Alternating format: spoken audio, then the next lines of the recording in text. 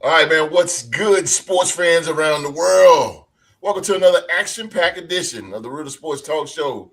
We appreciate each and every one of you joining us tonight, man. No matter where you're watching from across this great country, anywhere around the globe, except Supreme is in Canada. But ladies and gentlemen, man, buckle up, man, because tonight the NFL world has been turned completely upside down. Myles Garrett is headed to the Los Angeles Rams in a blockbuster move that nobody saw coming. AJ Brown, he is in New England now, giving Drake Maye a superstar weapon and shaking up the entire AFC East. And the New York Giants, they decided one receiver wasn't enough. They signed Odell Beckham Jr., JuJu Smith-Schuster, and Braxton Berrios all in the same day. The league is buzzing, man, and the fan bases are talking. And tonight we're breaking it all down. But we're not done, and we're not doing this alone, man. Joining us tonight is a very special guest, man. He is the host of Skol State of Mind Football, ladies and gentlemen. D Woods is definitely in the building, man. So y'all make sure y'all show him some love in the live chat as we dive into the massive NFL stories and discuss what they mean for the 2026 season and beyond. We're the Sports Mafia. Where y'all at? This is the time to shine. Jump in the live, man. Represent your team. Let us know who you representing, man, where you're watching from. Get your opinions in the live chat because tonight it's all going down, man. Hit that like button, subscribe, and you already know, man. Turn on that bell for all notification, man. So let's get ready to run this thing up right here on the Real to Sports Talk Show. I can't accept the loss, I'm hard-headed. There's a little bit of madness to my method. Many falling off that fine line that I'm treading. I risk anything to be great and I'm not letting nobody rob me of my victory. Number one, that's what I'm meant to be. When by any means, only thing that makes sense to me, I can make nice or make history. I got that dog in me, yeah, turn me up. Big energy, got the crowd going nuts. I got that dog in me, yeah, I take on anyone, I don't need a one-on-one. I got that dog in me, yeah, I'm talking all bite, no bark, I could rip your squad apart. I got that dog in me, yeah, I take on anyone, I don't need a one-on-one. I got that dog in me, yeah, I'm talking all bite, no bark, I could rip your squad apart. I got that dog in me, so what's up? Yeah, so what's up? I told her move over. Enough of that mediocre, I've been the man since cruising around in the stroller. I got ice in my veins like a cut in Minnesota. Why not show you how I'm built? Come a little closer, ayy. Lot of heart, been smart, aura gotta glow. We can restart, give head start, still get the same result. I'm about mine, don't you get it confused, I'ma win. All right, ladies and gentlemen, thank you so very much for being here with us on this Saturday night. Wherever in the world you are watching us right now, man, welcome to the Real Sports Talk Show. And if you're looking for the best debates, the best opinions, genuine sports conversations, man, for some real sports fans, then this is the place to be right here tonight. We're going to dive in here first, man, into some gridiron talk as the podcast panel break down the latest news going on in the National Football League, man. Before we get this show rolling, man, please allow me to introduce you guys to the star attractions tonight. These gentlemen are the creme de la creme of sports talk, man. They are the icons. They are the heavy hitters, man. They are the showstoppers. They are the Real Sports podcast panel, man. First up, our special guest, man, for the night, man. He has his own outstanding YouTube channel. And make sure you go show him some love over at Skol State of Mind. Go over there right now. Well, after the show, don't leave us. Yeah. Don't leave us. Because after the show, then you go check him out, man. But he brings that Minnesota Vikings content heat as well, man. Week after week, man. Proudly representing the purple and gold of the Minnesota Vikings, man. Real Sports Mafia, y'all give it up one time for our special guest. Ladies and gentlemen, give it up for D Woods. Thank you for having me. Thank you for having me, man. You know, I love going on different shows, man, giving different opinions with different fans, man. It's cool, man. I I really appreciate it. Let's get into it. Yes, sir. D Woods is definitely in the building. Let's go. Next up, man, hailing from the north border. Yes, sir. He is the host of the Purple and Gold Bars podcast. He's the Canadian Destroyer. He is Latino Heat, the NFL trivia champion. One of the most passionate Minnesota Vikings fans you probably ever meet. Ladies and gentlemen, my man, the very cool, calm, and collected Latino Heat, Supreme.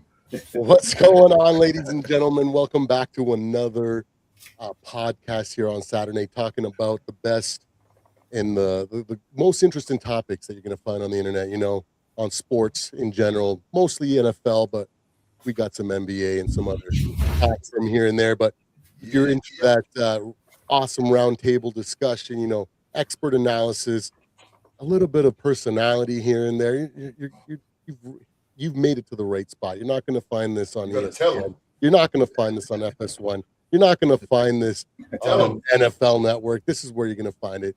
And like they say, orale, let's go, ladies. That's right. Yes, sir.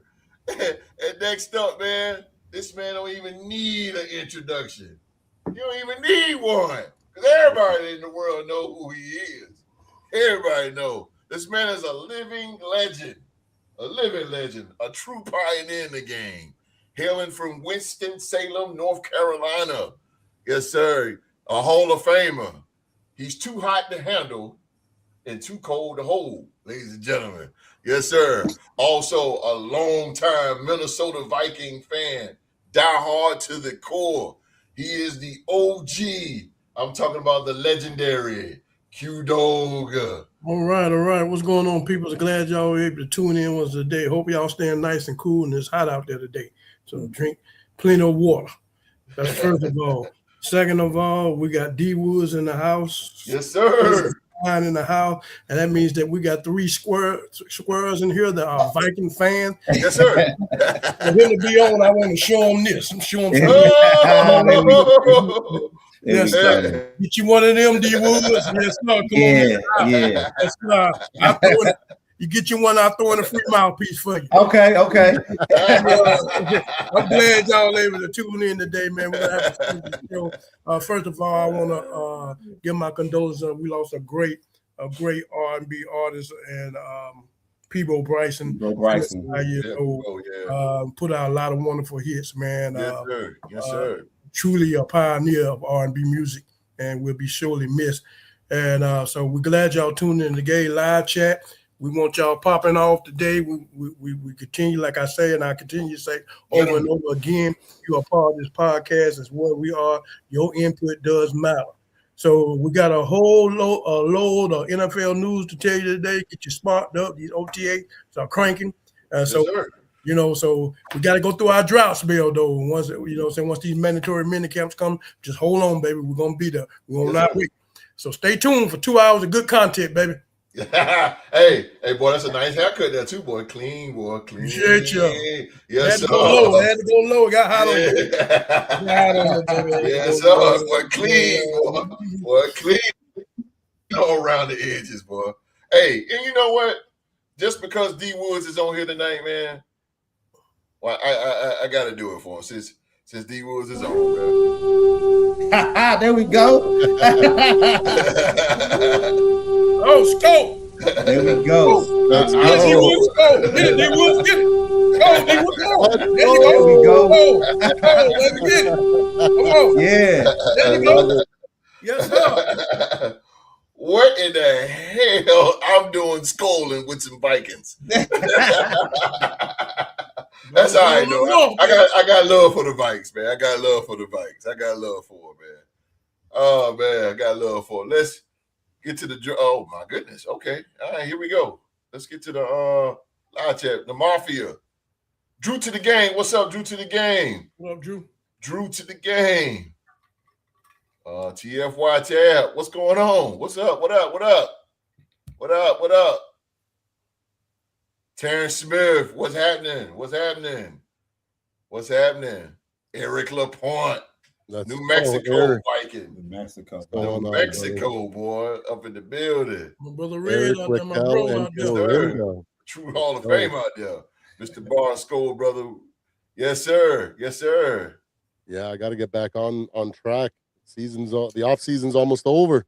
Yes, sir. Winding down. Yeah, yes, sir. We get the training camp on roll fast. We got the 2025 Real Sports Podcast MVP, Young Mark in here. He said, D Woods, welcome to the family. Thank you, man. Appreciate it. Man. Yes, sir. Appreciate it. Root for the road team, though. I got to show the fight. Hey, each other, they might jump me, bro. I gotta be nice to them, bro. He's a Raiders fan. What's up, Zoe?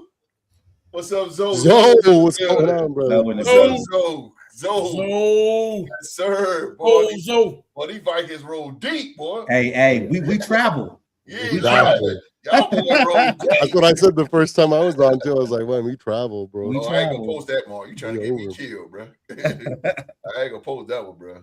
OG Supreme host, what's happening? Oh man, everything good, Mark. You see the helmet. Jason Carter said we look alike for some reason. All of you. What? He's got it. He's got it. He's already got us from today on his profile pic. On his pic. Okay. Oh, it's damn. It's a little weird, but yeah, it's a little weird. It's a little weird. That's one of y'all, so y'all can. Nah, we don't. I don't know that dude. I can't do nothing with that one, so y'all gonna have to. Yeah, I can't do nothing with that one. Hey, it's okay. You get a couple of those every now and then, man. yeah, bro. Oh yeah, you know how I go, D Woods. We was yeah. You get it was some weird stuff going on, bro. Yeah, man. Weird, that happened, man. Yeah, that's all weird. Screenshot, bro. Really? I don't that like fast, that. That fast. I know, right? I don't like that, bro. What's up, Triggs? Seattle checking in. What's going on? Let's go. Let's go, Trig. Let's go, baby. Oh no! God dang! Another Viking. Terrence Smith, Vikings for life. Two-tone in the building too. Two-tone in the building. Zone. What's happening? Their beef is never ending, bro. I'll tell you, man. That Charlotte Hornets and Pistons heat is never gonna die down, man.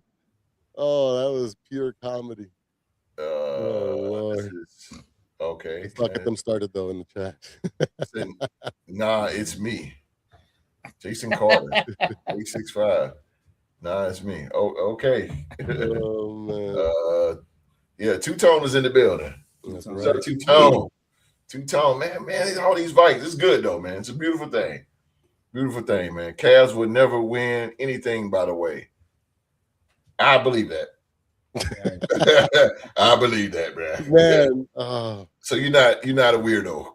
You're not a weirdo. You absolutely right. James Harden ruins another team, man. Nah, I ain't no beef tonight. Supreme, nothing but peace and love, positivity this way. Please, bro. Awesome, I'm in a land full of Vikings, bro. Please, bro. You're gonna get me killed. Saturday night. Well, it's too early. Maybe Zoe hasn't had too many drinks in yet because you don't want to set him off. Oh my God. Don't do that. Don't do that. It's okay. I love his passion, though. I love it. I can calm him down, man. I can calm him down. He never goes hard on me, so it's because I'm always just right?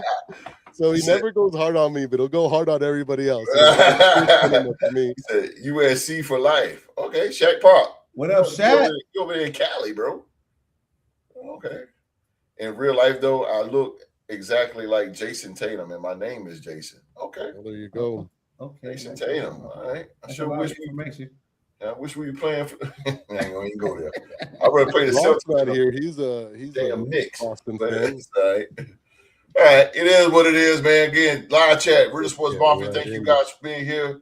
We're gonna get this show rolling, man. And why not get started off with one of the hottest, biggest block? I mean, out of left field that I did not see coming. Myles Garrett. Check Paul said, I'm from New Jersey, Maryland. Okay. Oh, okay. My bad, bro. USC, my favorite college. Okay, back. Right okay, on. cool. Okay. Okay. Say salute D Woods. I love that profile picture though. It's one of my was bringing favorites. the fam over here, man. And he fed us pancakes after. That's what's up, man. But Myles Garrett, y'all. Myles Garrett is going from east to west. Good gracious. The Los Angeles Rams are at it again. LA has acquired reigning NFL Defensive Player of the Year, Myles Garrett, in a trade with the Browns, shipping Jarrett Verse a 2027 first-round pick, and a 2028 second-round pick, and a 2029 third-round pick to Cleveland. This was on Monday, and my boy Ian Rappaport, who I follow, put this down. He said, we have long taken the stance that our goal was for Myles Garrett to be a one-helmet player for his entire career, Browns general manager Andrew Berry said in a statement. After rewriting the record books and representing our organization with excellence, we were sincere in that desire as we entered this offseason and did not envision a world Myles was not a Cleveland Brown. When the Rams first approached us with the possibility of trading Myles, we remained convicted in our position. But as discussions intensified, we were stuck at a legitimate crossroads. We hold on to a truly generational player who has become the identity of our team, or do we make the difficult decision that we think is best for the organization over the long run? This is a lot to read here. I'll read this part. It's a massive game-changing move for all in Rams who has never shied away from selling future assets for star talent. Snagging Garrett is the latest F them picks maneuver from general manager Les Snead, who previously has swung deals for Brandon Cooks, Jalen Ramsey, Matthew Stafford, Von Miller, and Trent McDuffie, with the latter coming earlier this offseason. Verse is a good young edge rusher, but he is not Myles Garrett. The plot thickens here in LA. Mm-hmm. Yes, sir. Yes, sir. What's up, Zoe? What's up, Zoe? Let's start this thing off with our guest tonight, man. Skol State of Mind, D Woods, man. So D Woods, bro. Myles Garrett is a Ram. He's over on the West Coast now. So if you're the Browns, would you rather have kept Myles Garrett as the face of your defense, or is getting a young pass rusher like Jarrett Verse plus a future first-round pick the smarter long-term move for a team trying to rebuild? I think this is a good move for both teams because the Rams are a team that's constantly in win-now mode, and they don't really care too much about the first round of the draft because they're able to draft better in the later rounds. So first picks don't really mean nothing to them. And if you look at their team, they already got the quarterback position already locked up. Yes. So with the Browns on the other end, I mean, look at their quarterback situation. They don't know who they're going to start. Deshaun Watson is basically coming back. I think he's going to start because on paper he's probably the best quarterback that they have. Myles Garrett is great. I mean, I'm not trying to say nothing wrong with Myles Garrett. He's probably one of the best defensive players we've seen in the past 10 years, if not the best. Absolutely. I mean, everybody's talk about who's a dog. That's a dog right there. That's dog. Myles Garrett. That's Myles Garrett. But I do feel like I like the move in so many other ways because they actually put Myles Garrett to a team to where he can actually start playing meaningful games at the end of the season, something that he's never done before. He hasn't been in the playoffs that much with Cleveland. So he's at the latter part of his career. You trade him to a team where he can actually contend and basically solidify what I would call a Hall of Fame career. So like at the end of the day, when you really look at it, it's good for both teams. I mean, they didn't lose nothing when I'm talking about Cleveland with getting a pass rusher. Jarrett Verse is young and emerging. He can develop into being a superstar in this league. I'm not saying he's going to be a Myles Garrett, but he can be, he can be stable in this league going forward. But it is what it is, man. I think this is what teams have to do sometimes when you have these superstars on your roster and you don't really have a true direction of where you're going with this team, and it's just like, just let him go somewhere else. And hopefully, he wins there, then he can come back to Cleveland and on a one-day deal and retire Cleveland Brown. That's what they can look forward to. That's what most likely what Yeah. the greats do. That's what most likely what they do. Yeah, I mean, I'm with that, man, because I just don't like holding players to a team that's going nowhere, you know, especially great players, man. Like they deserve to go out there, you know, with their career and actually try to compete for something, you know, like it is what it is, man.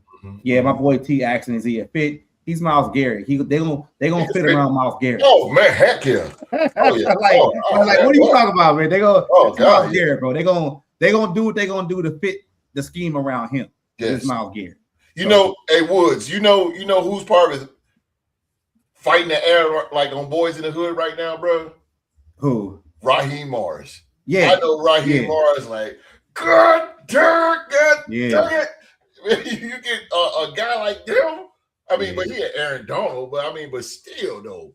I mean, Myles Garrett is legit, man. Like he's legit, bro. He's legit. So I mean, I salute it, man. Salute to the Rams because for some reason, like they're doing something that we've never seen a team do before, to where they don't draft, you know, at the top of the draft a lot. They trade a lot. They're able to keep their salary cap intact with the players that they can, but they do know how to move on from players. And if you look at their window, man, their window been good ever since they traded for Stafford. You know, they've been in contention for a Super Bowl. They already got one, and they're trying to get another. I mean, think about it. Puka was a 5th round pick? Yes, he's probably the best receiver in the league right now. Yes, he is. Like top 5 all day. Yeah, hats off, man. All day. I agree with Woods. Yeah. So Latino Heat, man. The Rams are clearly, like D Wood said, they're in win mode now. They're in the win mode. I mean, they're in the win mode now. So, but do they give up? Do you think they give up too much for Myles Garrett, or is adding an elite pass rusher worth sacrificing a young talent like Jared Verse and future first round pick? It's a good question. You know, it all depends on what you see on the field in practice, and if you can potentially see that if Jared Verse had the ceiling to become Myles Garrett, then it's a bad decision, you know, because you're basically giving a guy that's going to become him, right? But like D Wood said, these guys aren't in the position to rebuild. They're like the Steelers. They don't rebuild, they just reload, right? So, and they're constantly spending money to continue to you know, contend for titles. In my opinion, it might be too soon to be able to classify Jared Verse as a generational talent like Myles Garrett is. Myles Garrett, there's only a handful of defensive players in the last like 25 years where the defensive coordinator on the other team has to game plan for him. You know, you don't do that for Aiden Hutchinson. You don't do that for even the guy that was I forget. There's a few players in recent history that are really, really good. Oh, Trey. No, the guy that went from the Raiders to the Browns. Max Crosby. Oh, Max Crosby's another one. The one that went from, wasn't it the Raiders to the Bears, and then the Bears to Khalil Mack. Another great defender. The guy that's in Green Bay right now that like I'm totally blanking on names right now. Like this is how bad it is when you Micah Parsons. Micah Parsons. Like, man, I was sick this week, so it happens, brother. I'm loaded on Tylenol, so I got Tylenol brain. Anyway, you know, there's very few players where the opposing team has to game plan for you. Like Myles Garrett, you have to. He is that dominant. Yes. And this move, I think, is a great decision for both teams. Yeah. Just like D Wood said, I don't think Jared Verse is ever going to become Myles Garrett or as fast as the Rams need him to be. So for them to flip the script and take Myles Garrett, who is 30 years old right now. Okay, let's not forget he's 30. Absolutely. He's going to, in a year or two, start like declining, and he'll still be a very good player in like 2 years or 3 years. So they're going to get the most out of the tail end of his career. I anticipate him being there for the long haul now. But what it says to me too is that they were paying attention when Sam Darnold had those joint practices with the Browns as a Vikings, right? Like he did not do good against that Browns defense in those practices, right? So it's just a factor that they're trying to do. I think it's more of a like their division, right? They have to account for the 49ers as well as the Seahawks now. Yes, sir. Both those teams, they can easily like gunsling, just get in the shootout with them, right? Yes. But defense is going to be the thing that breaks those games open, right? The 49ers have Hall of Famers, Fred Warner. They have Bosa on the end, you know what I mean? They have a lot of guys that can do that on there. Seattle has guys like that as well on the defense. Maybe still unproven because it's like 1 year. They're like, wow, we'll see what they do with the target on their back. Mike McDonald's doing a phenomenal job at the film. But it's like, to me, it's like we need to have a defense that can also swing back at these two defenses there. Plus, the elephant in the room, the guy that might unretire and come back, another guy that if people game plan for him, right? So if he comes out of retirement and decides to play, you know what I mean? That defense might be something. Aaron Donald? Aaron Donald. Exactly. Because he's been floating that idea around. I don't know how fast he can get into shape. I don't know if whatever, but if he can get into shape by mid-season and be ready for the end of the season in the playoffs, that boy still benches like 500 pounds, bro. Like that guy squats like 500 pounds. Like he is no joke. He's a phenomenal athlete. Another guy that people had to game plan around. So I think it's a great fit for the Rams. And then when you look at the Browns, D Woods hit it on the head right there. They don't know who their quarterback is. On paper and on the depth chart right now, Deshaun Watson is the number one quarterback on the list that's listed. But like we were saying, I don't think he's going to be able to beat. He's so far removed from meaningful football. He's so rusty. I think that makes it an easier mountain to climb for Shador. I like Shador. Okay, I've been rooting for the kid, even though I did find it funny when he dropped in the draft. But I wasn't rooting for the guy openly or anything. I did, chuckle to myself. But like with young guys, I just want to see them get their fair shot. And what Stefanski did that young man, I think was just not fair at all. So it'll be nice to see if he wins the starting job, to see what he can do.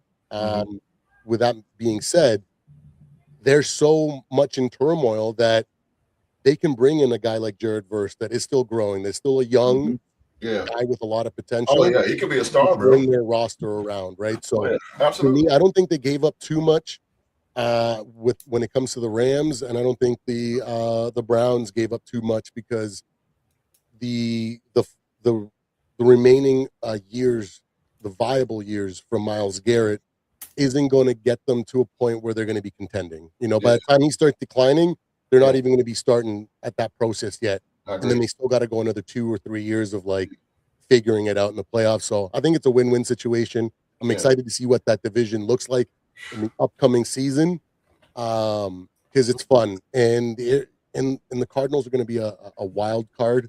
They're always one of those teams that in that division, sometimes when the Cardinals are trashed, when the Seahawks are trashed, when they can always steal games from each other. It's weird. They know each other very well. It's just going to be a fun division to watch and might be the best division in football going forward. Hands down. So I like it. Terrence said they have a tough schedule. This is what the Rams got. First game, they got the 49ers off gate. That's division opponent. You can go anyway. Off gate. They do got a tough schedule. Yeah. They got the 49ers. They got the Giants. They got the Broncos. They got the Eagles. They got the Buffalo Bills. They got the Cardinals. They're going to take an L to the Raiders. They got the I like that. Who's that quarterback? Huh? Who's that quarterback by that time? Has it been Mendoza or Kirk still playing? My cousin. Okay. My cousin. Well, they got the Chargers. They got the Commanders. They got Arizona again. They got Green Bay. They got the Kansas City Chiefs. They got the 49ers, the Cowboys. goddamn. They The got a hard Seahawks. schedule. Okay, but look at it like this though, host. Think Yes, about sir. this though, right? Yes, The sir. Rams been in contention for the past 3-4 years, right? So that Yeah. means they've been at the top of the division pretty much every year. If And they they don't finish tear number 1 in the division, they finish number 2. So they've Yeah. basically been dealing with this type of schedule for the past couple of seasons. So this is just Tuesday for them. Like, Right. Absolutely. it's like, and when you look at the schedule is, people say a tough schedule. That's based on what the teams did last year. Yeah. There's no guarantee that the teams are going to do the same thing they did year to year. Look at who played in the Super Bowl this year. Look at the New England Patriots. The New England Patriots were an ass team the year before under Drake Maye. They get better coaching in there. They go to a Super Bowl. So you can't just come and say just because a schedule on paper during OTAs that a team either has a hard schedule or an easy schedule. You just got to let the games play out because teams are different from year to year, bro. Like, come on. I'm with you, bro. I ain't worried about the schedule. You play who's in front of you. You play who in front of you, bro. You do. That's what I'm talking about. Where were the Eagles? Where were the Lions? Where were the Packers? All these teams that were supposed to be so good. I like that. The reason why we moved on from Sam and he got if we had known that all those teams were going to be bad, we would have kept Sam. You know, we would have paid him. Like, come on, man. Like, T, come on, T, you tripping, bro. Pats had an easy schedule that year. Last place schedule coming in. They had a last place schedule. The Bears last place schedule, and they did really, really well. Yeah, man. You don't need to host y'all. I got my cousins though. Ride with my cousin, baby. That's all right, baby. That's all right. Falcons on one, we'll take them. We'll take them, baby. We'll take them. Rams best team in the NFC. They are. They could be, man. They're one of them. They're one of them. They're one of them. Top three. They're one of them. Top three. I would say top four. Because my four would be the Rams, Seahawks. Well, the Seahawks because they champs. The Rams, 49ers, and the Vikings. I throw Philly. I throw Philly in there. We have to see how it all comes together, but yes, I'll put y'all in the top five, bro. We got a talented roster, man, and our defense is real talk. I'll put y'all top five for real. I think Vikings gonna make some noise this year. But let's go to the legend. I gotta hear what the legend got to say about this here. Hudo. Which side, Q? Which side won this trade? The Rams getting one of the best defensive players in football, or the Browns gaining assets that could help reshape the franchise for years to come? I tell you what, I've been watching NFL for a long time, and we done had a lot of dominant players that come through and play on specific teams. Right. And we always say that when they get a hold of a generational talent, we always say that there's no way, here come hell high water, they will move away from that generation talent. Mm-hmm. But we starting to see a trend here starting last year with Michael Parsons and now with Myles Garrett, that it reminds me of the movie Indecent Proposal, that anything can be bought. Anything, brother. Anything, brother. Anything can be bought. You know, we got to get off that philosophy of that. If they come at you with the right package, and you can move on. And we clearly seen this with Myles Garrett. One thing I can say about Sean McVay, and that's the reason why he has a coaching tree. Yes, sir. Because this man is one of the craftiest coaches. I hate playing him. I hate he always trying to one up you. Mm-hmm. He always trying to do, and that's a good. He's a young coach, and he's a smart coach. I really, Supreme kind of took my idea what I was just about to say. I'm kind of piggyback on what he was saying. I think they came at them at one point wanting Myles Garrett, but it didn't work, and they came back again because of Sam Darnold and Brock Purdy in that division. This division is tough, and plus you got a Super Bowl winner in this division. Yes. And so in that defense, they really needed to get that defense tight. They got the corner from Kansas City on the back end, McDuffie, and then turn around now. They need to get some pressure and what more better get pressure and get one of the most dominant defensive linemen in the NFL. Right. And you pretty much gave up the farm to get him, but Yeah. you got Matthew Stafford, who looking at probably this is last year. I can't see him going no further than after this year. They still seem to hang around, be a real dominant team in the NFL. But in order to be prevalent and go on to the next level, you're gonna have to be dominant in this division. And you got two teams in this division. It's pretty tough. Yes, sir. 49ers and Super Bowl winning Seattle Seahawks. So I'm kind of figuring. I'm trying to put myself in curse. Not was it the curse? What's his name? I keep saying curse. Javon Curse. Javon Curse, yeah.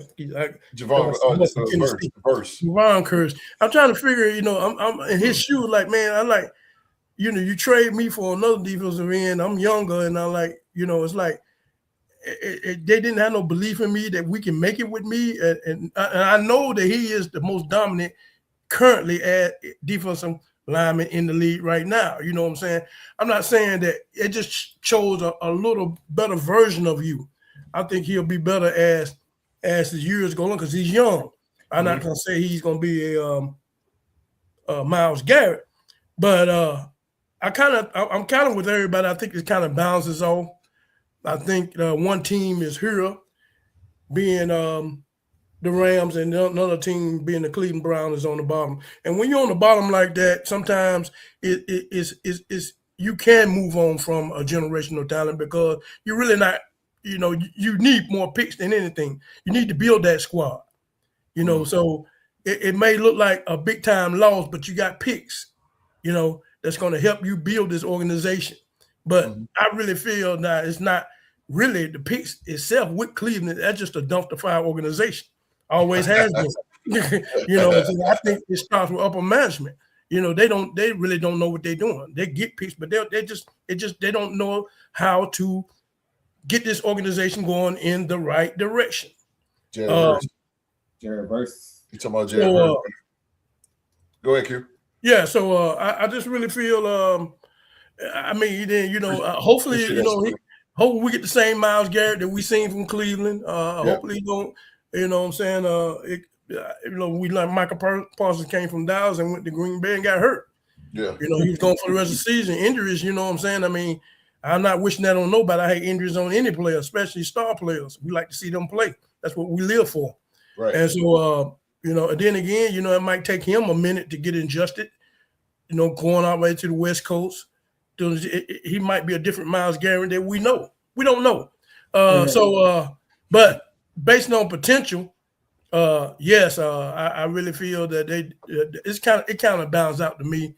Both of them hitting two different directions, and hopefully that in this tough division in NFC West that he can help get these quarterbacks on the ground. We're talking about with the 49ers and the Seattle Seahawks, and help prevail the Rams on the defense side of the ball. We're not worried about the offensive side of the ball. Their defense need to tighten up more.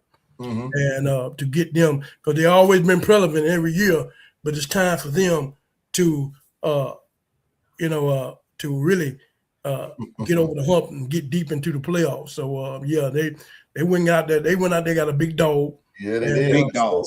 Yeah, big dog. They got a big dog. Got their biggest dog. We never thought this was coming. We didn't never think that Cleveland would move off from them, but anybody can be bought. Yeah, I did. We see this right here, and so I just I hope it works out for them. You know what I'm saying? I really do. As far as that division, and they can conquer these other two teams on that division, because I think that's what he's brought there for, to help them prevail over the 49ers and the Seattle Seahawks. Yeah. And so it gives us more excitement too, and that gives him a more challenge than the division that he came from.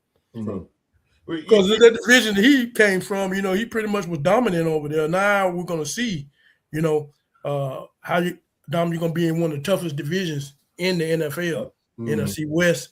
So it's more excitement as far as us fans. I'm glad to see it. We're going to see, like you say, he's 30. He got at least 3 more years to show what he can do. We don't know if he's gonna get those back-to-back 15 sack seasons that he had in Cleveland. So it remains to be seen. But a surprising move. I hope it works out for him. I hope he stay injury-free. I don't like no player getting hurt. I want to see you play all season long. And so until you come play the Vikings, then then we gotta put big Darius on him, see what he can do with him. And so there you go. So otherwise than that, man, I wish that young man much success. Well, oh, absolutely. The NFC West is the best. Is about the toughest right now. My thing with the city of Los Angeles, Woods and Supreme and OG. I got one more question for Woods, but the thing about it, y'all, is it is a lot of money pumping in the state of California. Sure is. I ain't getting none of it though. Bruh, look at check. That's where you at? You in Cali? Yeah, I'm from Cali. I'm from Cali all the way through. Born and raised in LA. Born and raised in LA, man. Let me do my seawall. Hey, that's exactly. Born and raised in Cali, man. Yeah. South Central LA, man. That's a lot, though. Woods, Supreme, and OG, because look, let's start with the Los Angeles Dodgers. $350 million salary that they have, bro. They got the highest paid player in baseball with Ohtani. You get the highest paying baseball player. And the best player. The best player. He is the best player, hands down. And then let's go to the Los Angeles Lakers when you pick up Luka Doncic. Yeah. One of the best players in the NBA. Welcome to Hollywood, baby. What the hell? And then now you got let's go to the Chargers. They picked up John Harbaugh. Yeah. Okay, they got John Harbaugh as head coach. Chargers doing a little bit of move undercover, but this right here, you got the Los Angeles Rams who just picked up Myles Garrett, defensive player of the year. You got the richest, biggest, the most expensive stadium in all of the world, SoFi Stadium. Like it's a lot of money pumping into the state of California, y'all. It is crazy with these LA teams.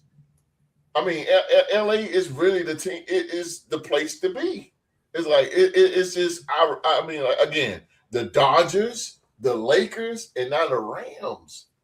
It's like, what the hell? This is becoming Green Bay. Y'all might as well scoot over because this is becoming title time. Hopefully. I mean, it's like this is insane. This is insane, man. It's crazy because I'm a Laker fan, but I'm a Yankees fan. Oh boy! And then I'm a Viking fan. Because we didn't have a team back all over in the board. I'm all over the board. We didn't have a team back in the day, but it is crazy. Like you said, like the LA crazy, teams, bro. Stay doing it. How? The money? Where's the money coming from? I don't know because they need to give me some. Like for real, where's the money coming from? Yeah, I tell you, bro. Yeah, Luka don't scare nobody, but it's just. Let me say this about Luka. No, I ain't saying he scare nobody. Let me say this about Luka. The money and the revenue he's bringing in. Yeah, you're a basketball fan and Freddie basketball fan too, right? Mm-hmm. When the Lakers didn't have Luka and they only had Anthony Davis, they were in the play-in tournament every year. When they got Luka, they was at least top 5 and up every season, the past 2 seasons. So what does that tell you how good Luka was? What is? We no longer a play-in team. Man, he may not play defense, like I said there. He may not play defense, but the guy is the walking bucket, man. I've never seen somebody move as slow as molasses and break everybody. It makes like I say this all the time. It's like Luka gives me hope that I could make the NBA because he can play that slow and score. It's not about skill; it's about knowledge. Hey, no, Perp, you see it coming, and you still can't stop it. That's the thing. How? With the athletes that you have in the NBA, how is nobody shutting this man down? Like he's crazy. He moves slower than host up here. You know what I mean? He's slower than me, bro. That's what I'm talking about. Look how big LA is. Not. I mean, LA is big. Texas is big. It's not the biggest county. Like I live in San Bernardino County now, LA County is way smaller than San Bernardino County. Oh wow! So- See what I'm saying, bro? Lakers are done. He said Lakers are done. Oh, Okay. I don't know, bro. Look, man, the goddamn Knicks, man. I'm not gonna count out nobody because, oh man, they crazy. But didn't the Lakers? This dude, fake Laker fan T right here. He called himself a Laker fan, but then he trolling me because he live in Oklahoma City. I'm like, bro, you can't do that. Just because you said you were a Laker fan first, but now you're rooting for Oklahoma. Like, nah, man, you can't do that, man. Spurs, Nuggets, OKC, Spurs. They're About having to a run the chance when West. LeBron's gone. Yeah, Once he's gone, you guys can actually build around Luka and Lakers, Exactly. not have to fight over two different play styles at all times. Thank you. And See, Yeah. you know, Perp know what you're talking about. Yeah, Bron can't play forever. We don't want him to play forever. We don't want It him seems like he is. Goddamn, he gonna play We don't want him to play forever. We want him off. We want him gone. They got swept, Luka. Luka was hurt. Fucking so. Mhm. but Woods, and all y'all can hit on this, but Woods, man, god damn. But does that and Myles Garrett make the Rams a legitimate Super Bowl favorite, or are they still, or is it still too many holes in the roster for one superstar defender to make that big of a difference? I think Myles Garrett was their final piece this offseason to kind of put them over the hump because they were already considered a Super Bowl team before Myles Garrett. And one of the things that they needed this offseason was to get corners that can play in man coverage. And they got that in Trent McDuffie. Yes. So they took care of that early. Yes, they did. And they already have, I mean, didn't Matt Stafford win MVP this year? I mean, Puka is the best receiver in the league, and they know how to run the ball. But the one thing that we're lacking was a consistent pass rush from the outside. I mean, I'm not saying Verse was a bad player, but we know he's not Myles Garrett's stature at this state of his career. So I think they were already in contention to say they were, you know, a Super Bowl team, but Myles Garrett actually pushed them over the hump to be one of those teams that we can be like, all right, it's the Rams and who else? Like, right. But at the end of the day, we know that games have to be played. There's no such thing as paper champions. There you go. Anything can happen. So they still got to get through a 17-game season and get to the playoffs and actually do what they got to do. So I like that. I like that. I ain't heard that in a long time. I ain't heard that since Clubber Lane. Paper champion. And the paper champion. Well, I love me some Rocky 3, bro. Clubber Lane was my dude. Oh man. Q, man. Does adding Myles Garrett make the Rams a legitimate Super Bowl favorite, or are they still just too many holes in the roster for one superstar defender to make a big of a difference? I mean, if Aaron Donald come out of retirement, yeah, I can say that. Holy shit, dude, that is crazy if you do. That'd be a mess on the Oh my god, that'd be crazy, bro. I don't know. The division is too competitive. I can't say. You know, I mean, it's not gonna be no walk through division. So I can't say, man. They're looking to win the division, but it's gonna be hard fought. Right. It's gonna be hard fought. So I can't say they're gonna make a sweep of the NFC West. Yeah, I ain't buying the Myles Garrett thing either. I mean the Aaron Donald thing either. I think he's staying retired. Yeah, I think so too, though. I think so too, but they hyping it up. But I if you come back. Yeah, I'm with you, Q. I'm with you. That guy's jacked still in super strong. What you mean? What do you mean? What do you mean, Zo? What do you mean? What do you mean? What are you talking about? What are you talking about, Zo? It's always Zo. What you think, Sabrina? Could you put them up there as Super Bowl legitimate contenders? Absolutely. Without Aaron Donald being like the cherry on top, because he would just be the cherry on top. He'd have the long season of getting back to. He's not going to ever be what he was before he retired. But with Myles Garrett being what he was, like being the replacement, the generational talent that Aaron Donald was back then, and him coming in and being even 70-75% of what he used to, it's going to make the other team have to account for him, which just opens up. But without him, I think absolutely, because if we look at let's start with the coach, okay? Sean McVay is just like brilliant. The man is genius. Oh man, heck yeah. Goes down at the beginning of the season, and people are like, "This is it." What does Sean McVay do? He develops an offense with 3 tight ends and starts dominating. and he moves away from that strategy, the Cooper Kupp, Puka Nacua thing, where they just move him. You know, they just caught like every receiver has to know exactly what every other receiver needs to do because they're always getting motion and rotated out of position. Puka will line up on the outside and the slot, the opposite side. They all have to know each other's roles, right? Yes. Puka Nacua gets injured. They go, okay, we can't run that offense anymore. So he develops a completely brand new thing, 3 tight end set, and starts winning games. You know, so that the intelligence, the mind that the coach has and the ability to kind of work on the fly, make adjustments, that's a big factor. The offense in general, if they, barring any injuries to like Puka Nacua and anybody else, they got a great running back, a couple young running backs. They have a great, one of the best receivers in the league right now. I wouldn't consider him a true number 1 receiver because you guys know what my opinion is on a number 1. You have to be like 6'2" and be able to move. I agree. He's not that, right? He's like more like Amon-Ra St. Brown, where he's an incredibly good possession receiver, and he's just a crisp route runner, and he's always, his hands are sturdy, and he just puts so much work in, right? So when you got their offense, Matthew Stafford is who he is, okay? So the offense is on point. That defense, like D-Wood said, the secondary gets addressed, you know. Those linebackers, everybody that's not that's going to get to work off of Myles Garrett, when everybody's watching Myles Garrett and whatever's going on in that D-line, guess who gets to come free all the time? Those linebackers, bro, because you can't cover everything. You're going to see holes open up. People are going to be just so focused on what's coming from Myles' side that they're going to leave the back door open, and they're going to see corner blitzes. You're going to see linebacker blitzes. They're going to get through and get home, and their defense is going to be something else, you know. So when you put it all together on paper, barring no injuries, I definitely think they're if they're not the Super Bowl favorites, they're definitely one of the teams that has one of the best chances at it. So I think it's a great move for them. I think it's a win-win for 2 completely different situations for the Browns and for the Rams, because the Rams are win now, right? What happened when they went and traded for Matt Stafford, right? They knew that Jared Goff is a bum. You know, big game Goff melts in the playoffs. They probably spent hundreds of thousands of dollars trying to fix his mental and realize that he ain't it. And so they said, let's go find someone that's mentally strong. They go buy him, and they win a Super Bowl immediately. They're like, it's the same situation. We're like so close to winning a Super Bowl. What do we need to win? We need a stronger defense.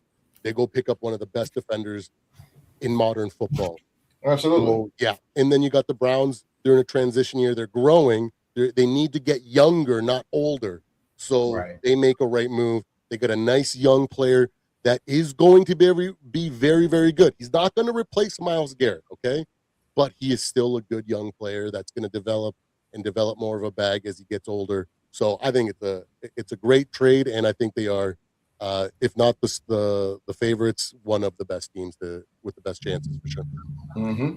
Hey, host, can I say something real quick though, man? Yes, sir. Yes, sir. I see they in the chat talking about what I said about no paper champions, right? Y'all remember a couple of years ago, about 10 plus years ago, y'all remember that Eagles offseason back in the day when they signed Nnamdi Asomugha, they had Michael Vick, and they were like, they had all those big name players, and everybody was like, they gonna go to the Super Bowl. They Super Bowl champs, right?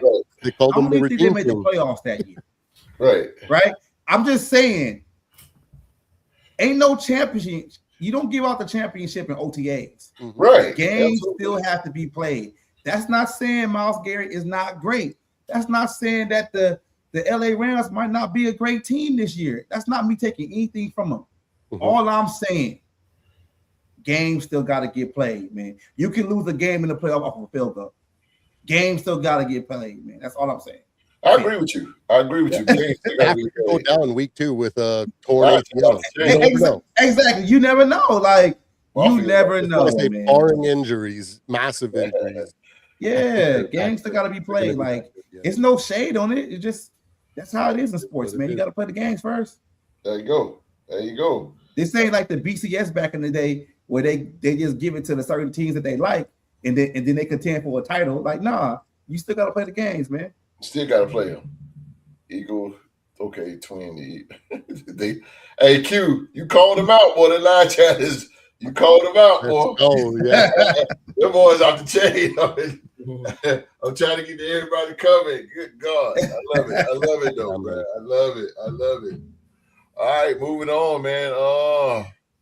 Things are looking a little shifty now in the AFC East. The Patriots have picked up A.J. Brown from the Philadelphia Eagles. At long last, A.J. Brown is on his way to Foxborough. The Eagles have traded the star wide receiver to the Patriots in exchange for New England's 2028 first-round pick and 2027 fifth-rounder. Philadelphia announced on Monday the deal is pending a physical.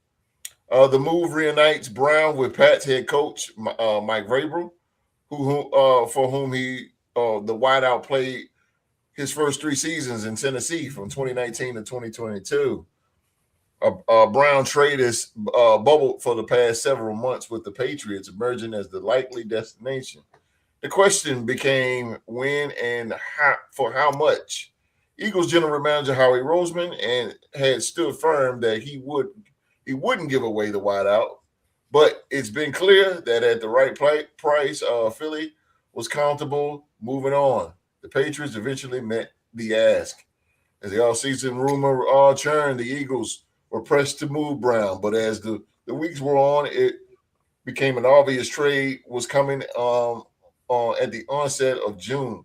Waiting until after June 1st to make the trade voids a massive $43.45 million dead money to hit salary cap this year. The Eagles can now split that over the next 2 seasons, 16.3 and 16.3 million in 2026 and 27.1 million in 2027. Okay, so they're getting their books right. All right, I get it. So Philly won't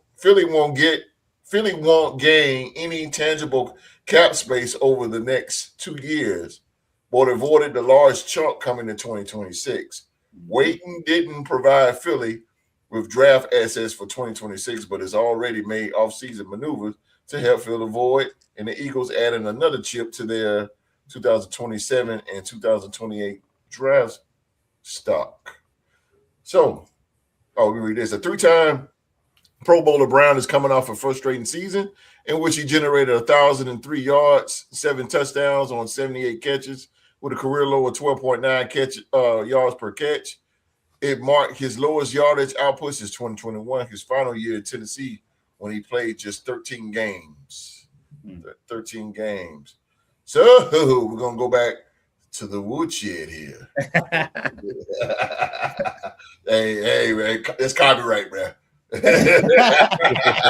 That's copyright right there, brother. To the woodshed. Here we go.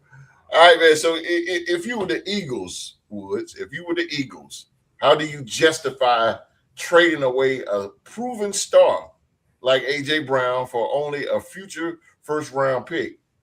Is this a smart business decision or a move that hurts your Super Bowl chances? So sometimes you got to move on from players, right? Sometimes your locker room is actually more important than the actual talent of the player. Now, I love A.J. Brown. I think A.J. Brown is one of the best receivers in the league. He's physical. He blocks down the field. He makes the exciting plays. He makes the basic plays. He's an all-around receiver that you want on your franchise. But at the same time, he's one of those players that can grow to be a cancer in the locker room. And they've already won their Super Bowl already with A.J. Brown. They already got that done.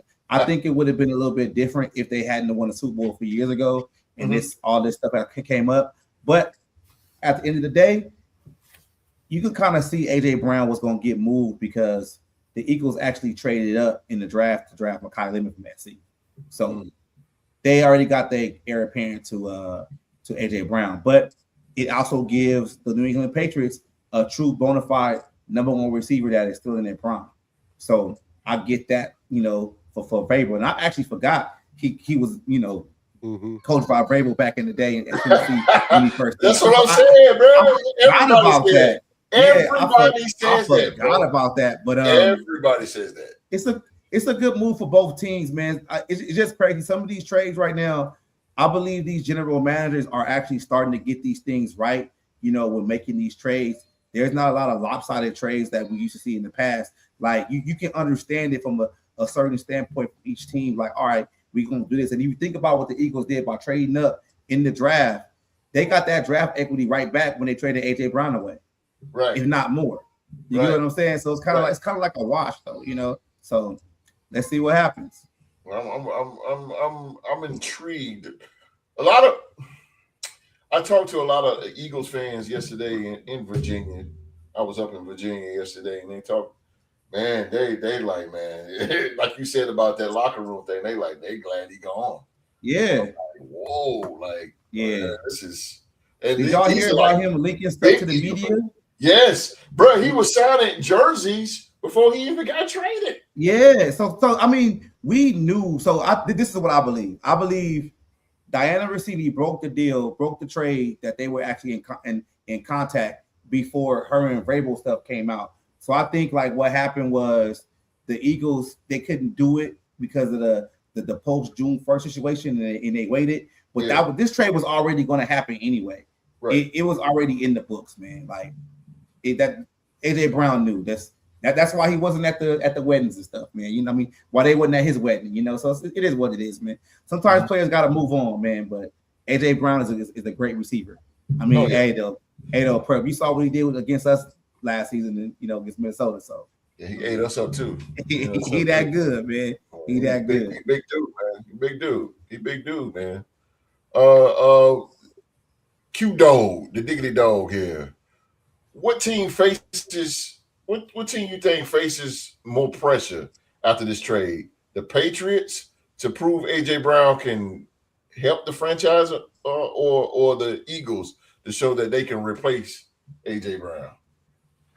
I think the Eagles. Ooh, come on with it. I think the Eagles. Even though we know, the type of person AJ Brown was, I think we know that he's a competitor. He wants that ball in the hand. A lot of receivers like that, they want that ball in their hand. And one thing about receivers like that, if they don't touch the ball, they get lost. Yeah. They get lost, and they can't do nothing. And they can't do nothing without the ball. So Terrell Owens. They get lost, and so you can imagine you being a quarterback. Every time they come back to the huddle, they tell you they open, but you the quarterback, you see that they ain't open. But in their mind, they always open. So, he type of guy. They like that, man. And it just came to a head there in that organization. Still mad. I really feel like he is. Yeah, he's a big physical specimen. He's going to move. He's a chain mover now. We know that. There's not too many cornerbacks going to stop him when it comes to maybe third down efficiency or moving the chains. He's not that much of a deep ball threat. But far as trying to get that man on the ground when he get the ball, that's where your problem come in at. And so I think that like D Wood say, they already won their Super Bowl. It's no big deal. So it was kind of like he's older now. They can move on, but they're gonna have to really show that they can produce without him. Absolutely. And but him going up to New England in the cold weather with his old coach, he's bonding trying to get that bond with Drake Maye. I think that kind of helps him too.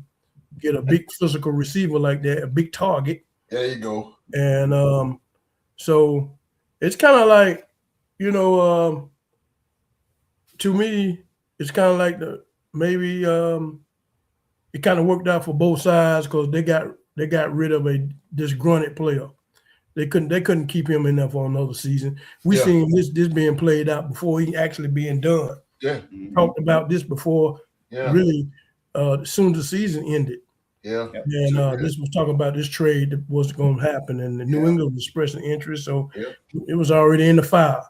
Yeah. You know what I'm saying? Yeah. And there you go. So he's happy. We interviewed him. They talked to him, and while he's at camp at these OTAs, he's very happy. Now he's the number one target. He's going to get his catches. Oh yeah. So maybe we'll get a different type of AJ Brown. Maybe he'll be a better teammate. Now that he's a number one man. Yeah. And he won't clown his quarterback like he did Jalen Hurts.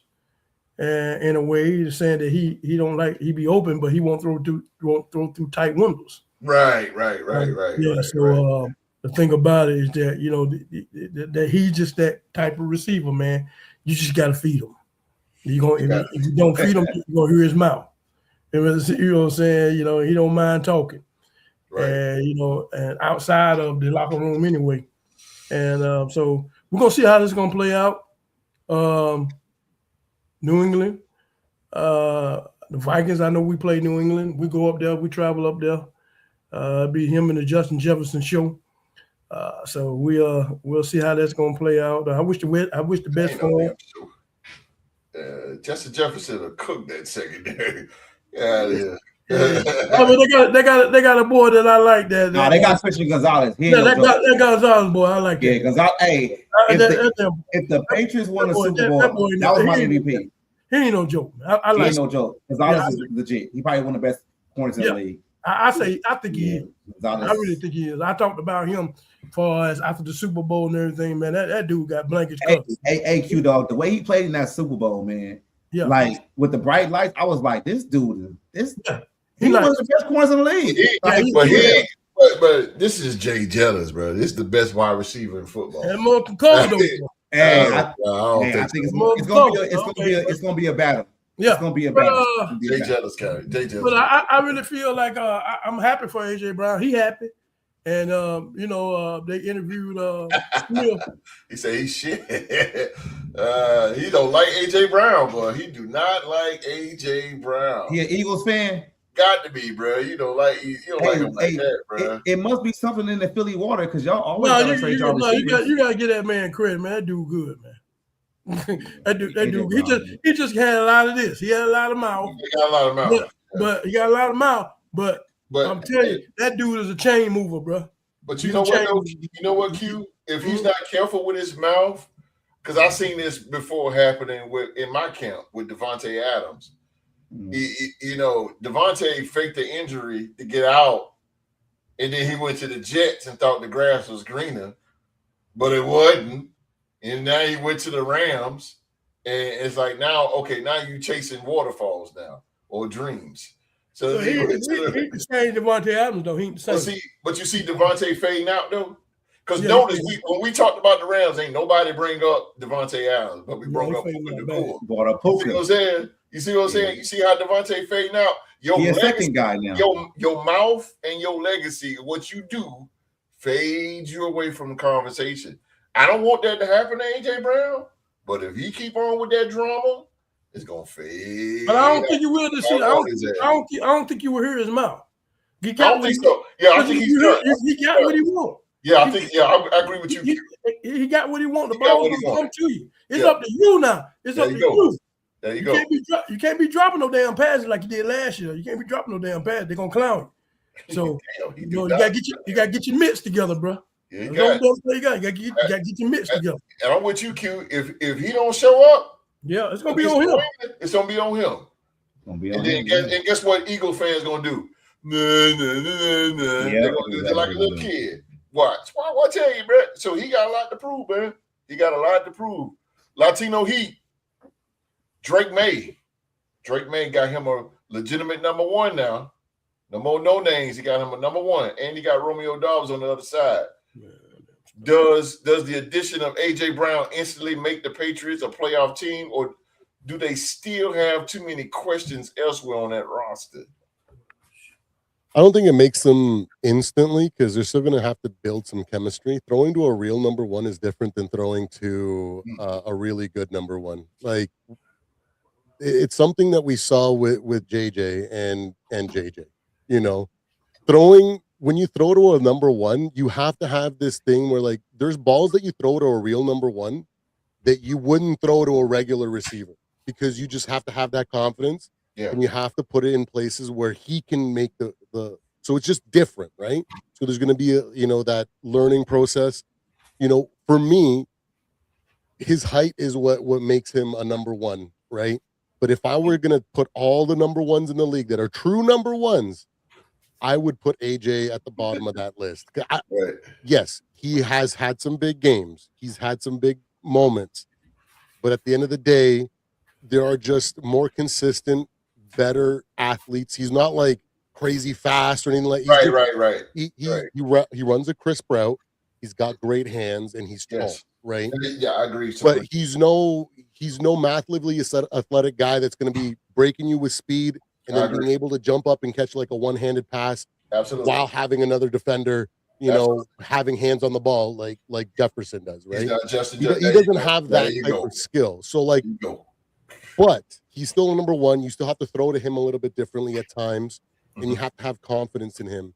Now, the thing is that they also have some other young wide receivers on that on the Patriots that actually did very well last year. Yes, they did. Given some time to develop, I think are going to be good. So as a stopgap guy, I think he's a decent addition. Yeah.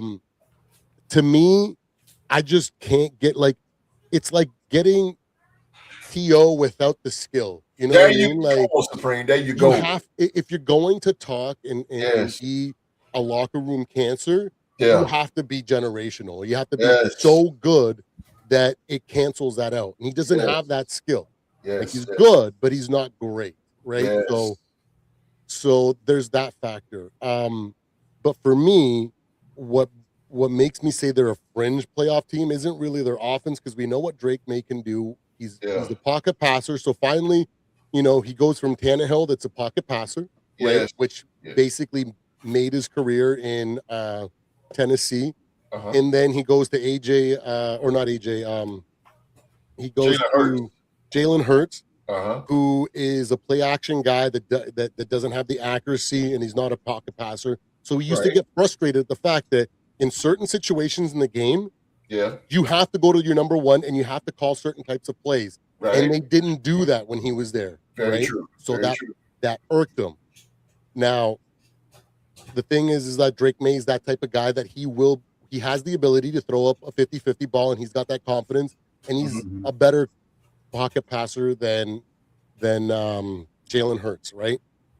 For me, though, it's none of that. I get they have Christian Gonzalez. Their secondary is good on one side of the field, but on the other side, it's suspect. Their safeties are okay at times, and they're also bad, but they can't stop the run. Their linebackers and defensive line are bad. Their center, right? Garrett Bradbury. He got holy smoke, just got dog walked in the Super Bowl. And you know what? I came for him because when he was on our team the year before, we were like, man, he might not be the guy, this and that, and he went and put on 50 pounds, and he does all the right things, what you want a team player to do. He says, okay, I'm undersized. You want me to be bigger and stronger? I'm going to go put on the weight, and I'm going to get bigger and stronger. He did that, but it wasn't enough.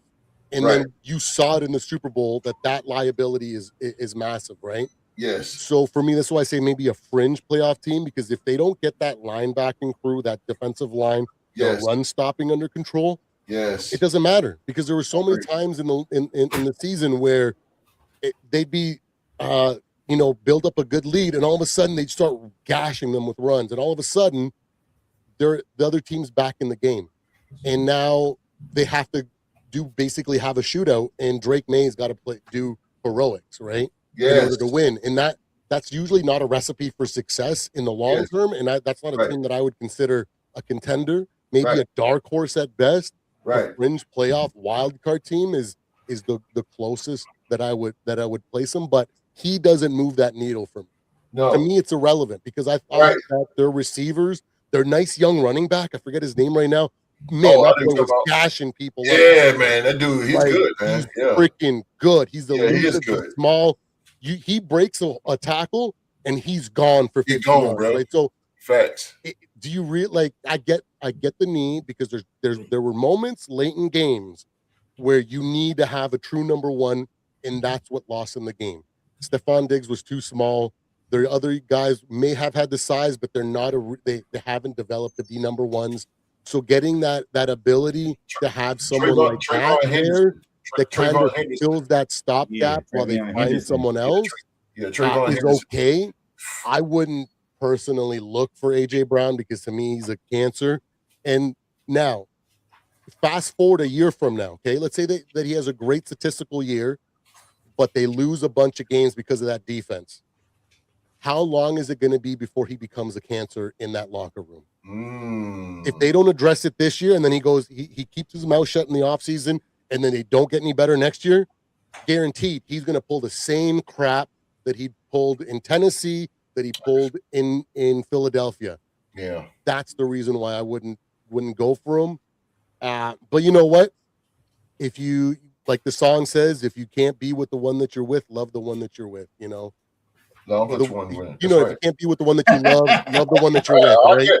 I get where you're going. you.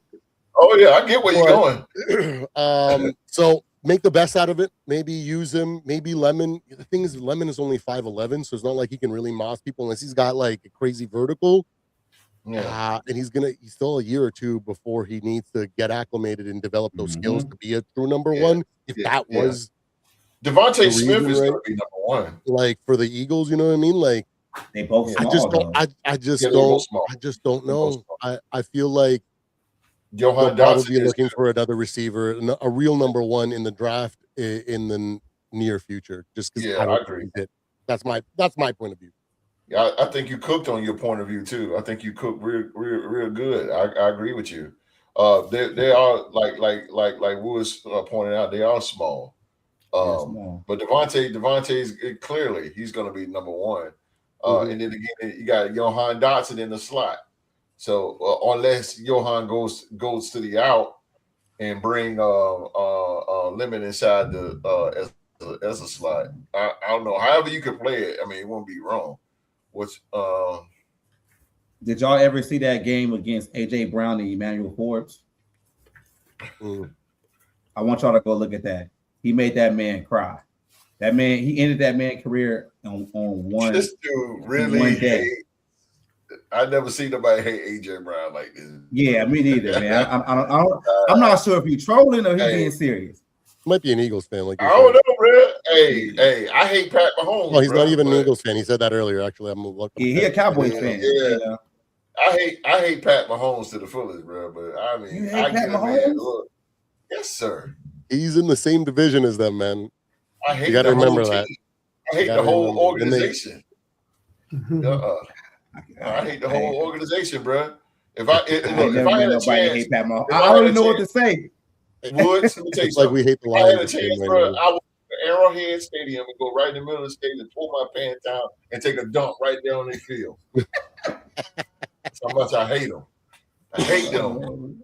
I hate Kansas City, bro. But AJ Brown, man, he'd be very useful, man. Very useful guy. I call play for him right now since he like Supreme said, he ain't gonna set the world on fire.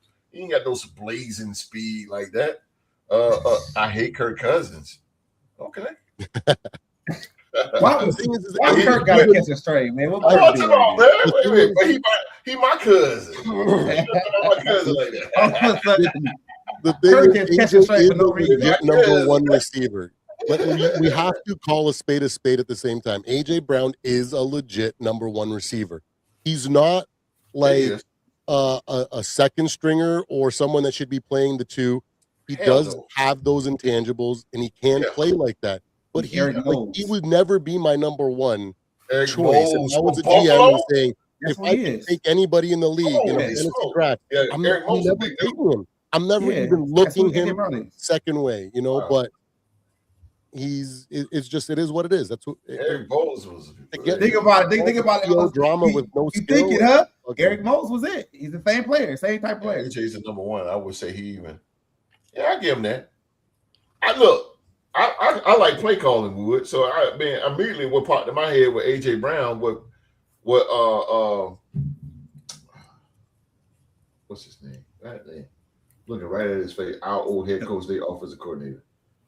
It's like the same thing with Brandon. But anyway, Brandon Ayuk. There you go. Julio Jones. To a certain level, but like I'm not risking my locker room. And when you're just like you're just starting as that Patriots offense. You know what I mean? That new era Patriots. He can really put a wrench in that development and that growth of that team. Man, but think about it though. Do you think Vrabel, the way he coached with his hands-on coaching, point of view, do you think that Vrabel can actually keep him in place, even when things like go the wrong way? Like Vrabel's a hell of a coach. I ain't gonna hurt him like that. So do you think Vrabel can in Tennessee keep this all intact? That is true. He couldn't do it in Tennessee, but it's two different organizations. They couldn't have trusted him to reel him in. Yeah. The Patriots do trust him. He is like Bill Belichick 2.0 to them. He brings the Belichick way, right? The Patriot way back. So they might trust him to really be the guy to reel him in. But the thing is that how long does that last? Bill couldn't reel in Ocho. You know what I mean? Like the Patriot way doesn't fix everybody though. The thing, you know what I mean? Like, but you never know. Maybe they fix the defense up good, like enough to where he never melts down. He stays on the right side of everything, and he finishes a good career, and they end up doing something nice, right? But I the best predictor for future is always past experience, right? So or past man, general, right? So, I would use this guy. I would use this son of a gun. Look, I call Trips Right 62Z. Where's Sheila Dupree at? I ain't seen on her. Sheila Dupree. Trips Right 62Z. That means automatic back shoulder fade. That's what he's good for. Red zone. That's the first play I'm calling. Trips Right 62Z. Easy all day long money, because that's what he's for. He's a big guy, just like he said, Eric Moles. And those of you who don't know Eric Moles, boy, from Buffalo. Oh, Eric Moles. Yes, he was, bro. Yes, sir. He wasn't fast. He wasn't super athletic, but oh my God, he get that ball for you. Yeah, he sure will. He will go in. He will go get that. But yeah, that's what I do. Back shoulder fade, bro. Just put him in the corner of the end zone and let him work. Just let him work. Like Supreme said, he's not the athletic guy that's gonna come in and just run a 4.3 and a 40 or 4. What they running 4.2s now? 4.2s and a 40. Like no, he's not. No. He's a big guy who's you just throw the ball up. He's going to go get it. I just don't even think somebody said he's like top 7. I don't think he's top 7 to me. Like, are you taking AJ Brown over DK Metcalf? Yes. Jamar Chase? No. I'm taking him over DK. Not over Chase, I'll take him over DK. CD Lamb. I'll take him slightly over DK. I think he's top 10 though. I think he's top 10. Malik Neighbors. Malik Neighbors, I can't put him in there, bro. JJ. Malik ain't gave me a full season yet. Marvin Harrison Jr. He ain't got 3 years in yet. Nah, Marvin Harrison Jr. I'm not giving him either. AJ's top 10, bro. AJ's top 10. I give him 10. Jalen Waddle, I would take only because it's not only because it's not too many stars as wide receiver like it used to be. I think AJ's top 10. He's top 10. I feel like there's 10 players I would can name at least 20. I don't know about that. Because if you look at the top 5, right? The top 5 is probably Puka, AJ, Jamar Chase, and then who else? Justin Jefferson. What are you kidding me? Probably CD Lamb, just based on. Okay, so top 5: Puka, Chase, JJ. I'm taking Mika Puka before him. CD Lamb, no. Marvin Harrison, JSN, Mike Evans. Mike Evans? No. Mike Evans is toast. He's but I'm talking about like we're not talking about like 15. You know what I mean? Like AJ's top 10, man. AJ's top 10. What's up, Del? 10, man. What's up, Del? What's up with you? Armand St. Brown. I'll put Armand. Yeah, Armand. Number 1 to me. Yeah, I give Armand top 10. I give Armand top 10. Yeah, I give him top 10, bro. But AJ's up there, man. He might be a head case, but he's up there. I might he's take a big this guy, dog. one, AJ you Brown, know what I big guy, mean? Like, dog. this is how much I talking would about for a literally wide consider. receiver. What do you think I he would is? consider Brian Thomas Jr. You know what I mean? And he didn't have a You great take season last Brian year. Thomas Jr. Give- over AJ Brown? Give him some experience. It's Give, because whoa, I don't whoa, want to whoa. risk that He got a locker point, room, though. bro. He got a point. Okay, so give That's the thing him for me. some It's just experience, though. Brian Thomas, he gonna be nice, bro. You just gotta give him. yeah, but I'm just like right now, AJ right Brown. now, no, AJ Brown's top 10. He's top 10. Hands down. He's You know one of the what? best. The thing is that I just don't know. Like, if I'm a GM and I'm in charge of a team and I'm saying, who do I got to replace my number one with? First quarterback. I don't even think about him. I just because him, Brandon Ayuk, guys like that can destroy my locker room.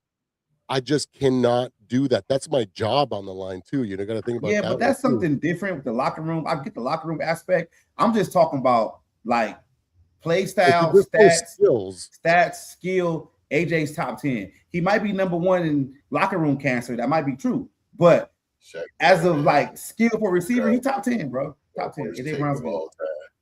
Portland Sutton. Long time subscriber. Oh, I ain't know you that. Where Terry you been at, McSorley. man? Where you been at? Long time subscriber.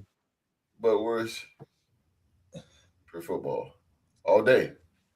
He might be like 10 or 11 to me. If I might be able to. I get He gonna sneak in. I think he might sneak in because I'm looking at the like. So let's go by team, right? Whoever's got DJ Moore, Buffalo, right? Jalen Waddle, I put AJ Brown, Garrett Wilson, Zay Flowers, Jamar Chase, Jerry Jeudy, DK Metcalf, Nico Collins, Alec Pierce, Brian Thomas Jr., Darnell Tate, Portland Sutton, Rashee Rice, Trey Tucker, Ladd McConkey, Trey Tucker, Ladd McConkey, Devonta Smith, Terry McLaurin. These are guys that are listed as number one for each of their team, right? Roma Dunze, Christian Watson, JJ, Drake London, McMillan, Chris Olave, Google top 10 wide receivers. And they got AJ Brown number 10. Marvin Harrison Jr. That's what I'm saying. AJ Brown is number 10, man. That's fucking Google. Jackson, JSN. AJ Brown is 10, man. Google's an idiot. I give him 12. You give him 12. He might be right at the cutoff. I said Google's an idiot, and the there thing might said be out. 3 or 4 guys that could probably argue for 10. Hey Google, I'm sorry. And AJ's one of them, maybe. My bad. Laquan. Yeah. Treadwell. He's got the size. Just doesn't have the hands or the skill. That's crazy. Laquan Treadwell? I just did a list right now. God, bro. Y'all reach it, bro. Y'all reach it, bro. They reach it. They playing games. Treadwell, bro. I gotta go. Hold on. Y'all reach it, bro. Y'all reach it. Gotta reach it hard. Laquan Treadwell. He was a prospect though. He just didn't fan him out. Might as well throw him. Holy hell. I can't believe we on this AJ Brown crap. But okay. AJ Brown's good, man. He's just a head case. That's Roll all with it him. is. Yeah, I'll roll with him. I'll take him any day on the Vikings. Put it like that. Any day. No. I knew one thing was gonna tell me no. No, I wouldn't want him. Hey. So let me ask y'all this. So who would y'all rather have? Someone that gets arrested or someone that wants the ball? I take him on my team now. I can take him. It depends on who you talking about getting arrested. I need him. I'm just saying. Who would you rather have? Somebody that gets arrested or somebody that wants the ball? You know I'm what? just saying we gotta be real with it. I'm looking at it. I don't Jordan think Addison's great, but he gets arrested every year. I'd rather have Jordan Addison. I'd rather have Jordan Addison than have him. I mean, okay, I'm just asking the question because I'm an Addison guy, but No, AJ Brown is a dog, man. Yeah. And AJ Brown don't get arrested. No, you don't get arrested, but I mean, I think Jordan Addison is a better receiver than he is. Route running, yes, and speed, yes. Yeah. Yes. He's just a big body, man. You know what I'm saying? It's hard to get that dude down when he gets the ball. Yeah.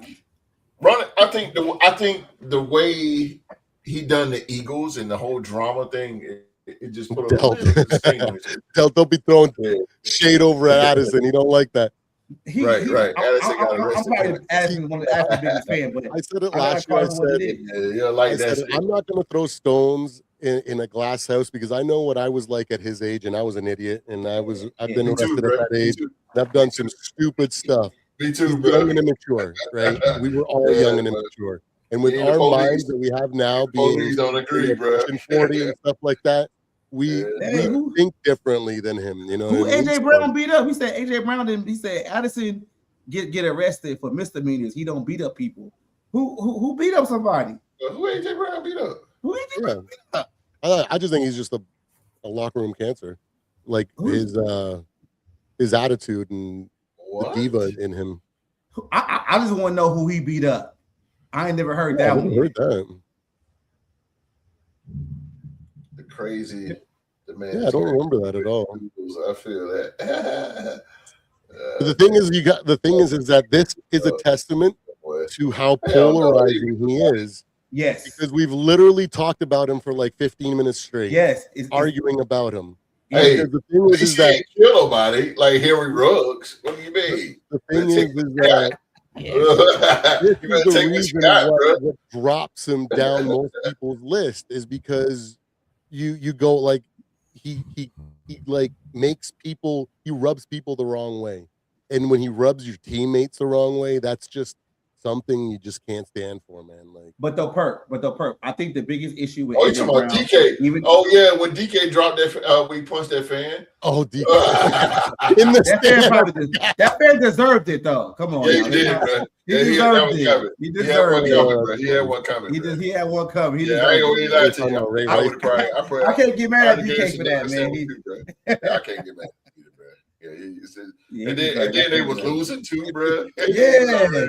They was already frustrated, bro. That's that. You leave him alone when they get leave to that him alone, point. man. Yeah, man. Let him You go. here to enjoy the game, however the game. That's it, man. Not you ain't supposed to be in the player's face like that. Yeah, man. And watch what you say about people, man. Like especially men. Don't talk about their old ladies or their kids. That'll get you dropped real fast. That's the instant 1-2 punch right there. Exactly. Just be quiet. I do agree that he's got skill. It's just I just can't. It's the off the field stuff.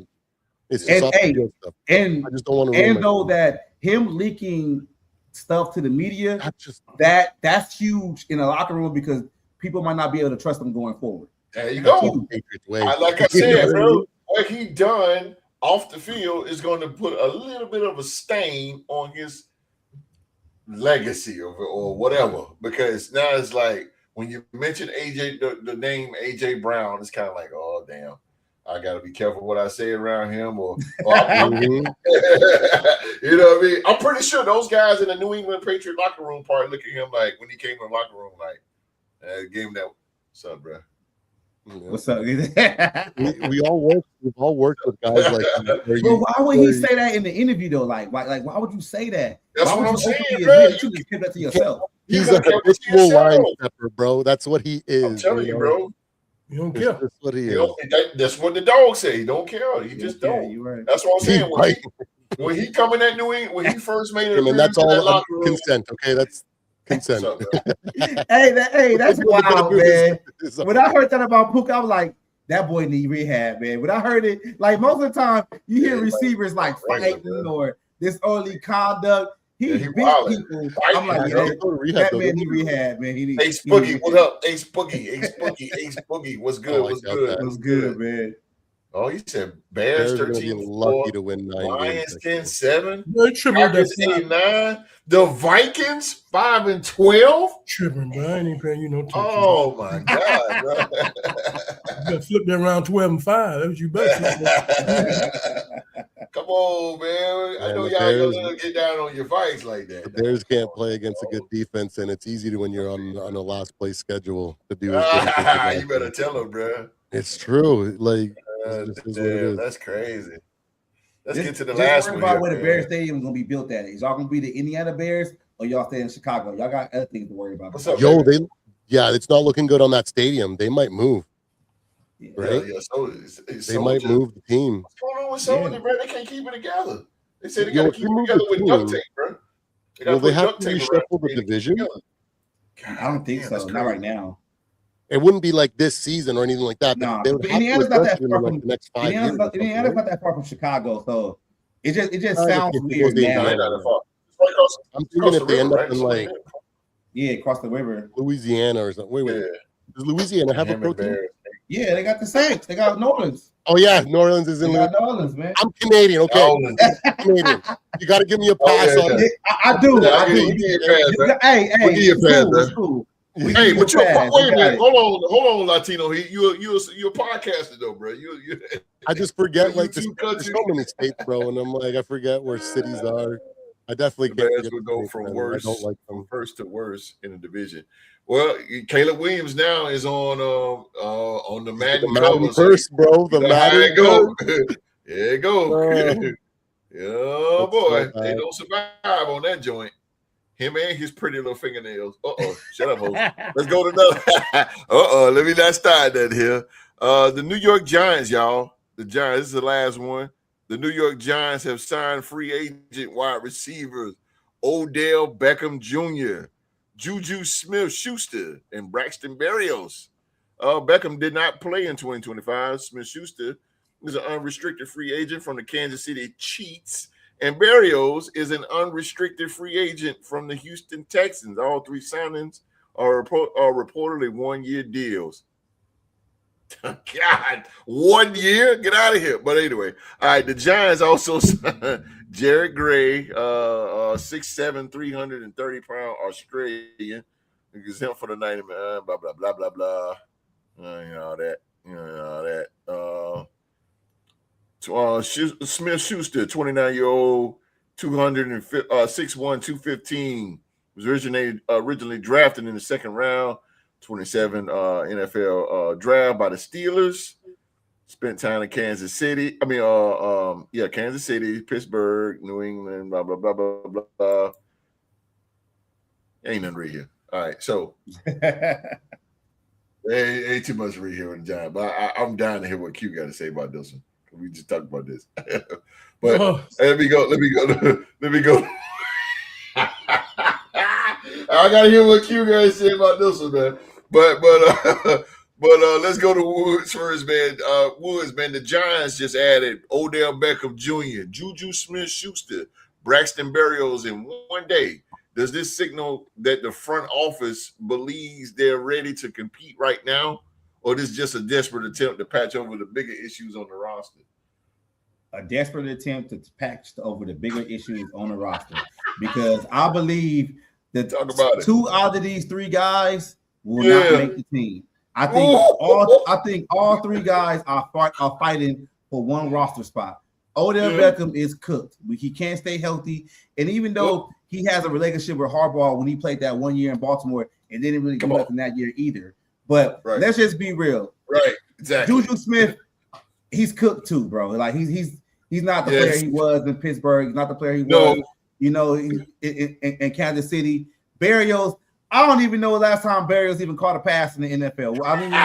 I don't even know these guys like. He played for I think he played when he played for the Dolphins. But the one thing I could say that's not being talked about the Giants signing these players, especially all these receivers, how healthy is Malik Nabers? Is Malik Nabers ahead of schedule?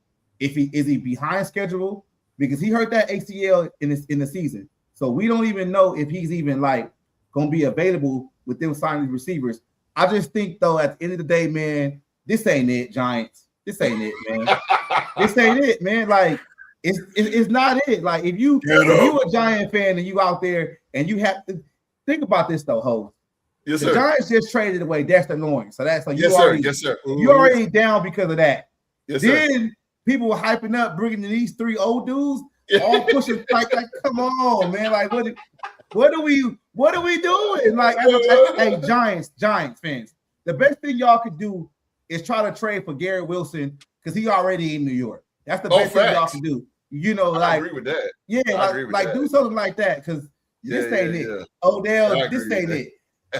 They actually had him like running routes, and I saw it. I'm like, yeah, everybody look good in shirts and t-shirts. Like everybody look good, man. Odell exactly what I said. Until he out there get hit and like, come on, man. Like, I was an Odell Beckham fan, but sometimes it's over, man. Sometimes it's over. Brother.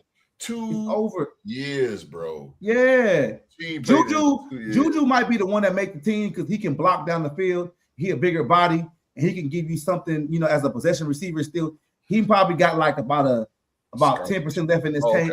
So yeah, man. I'm not doing this, man. I'm not doing this, bro. It's just, like, what is this, man? It's okay. Look, if this was 6 years ago, I was like, dang, they got it. Yeah.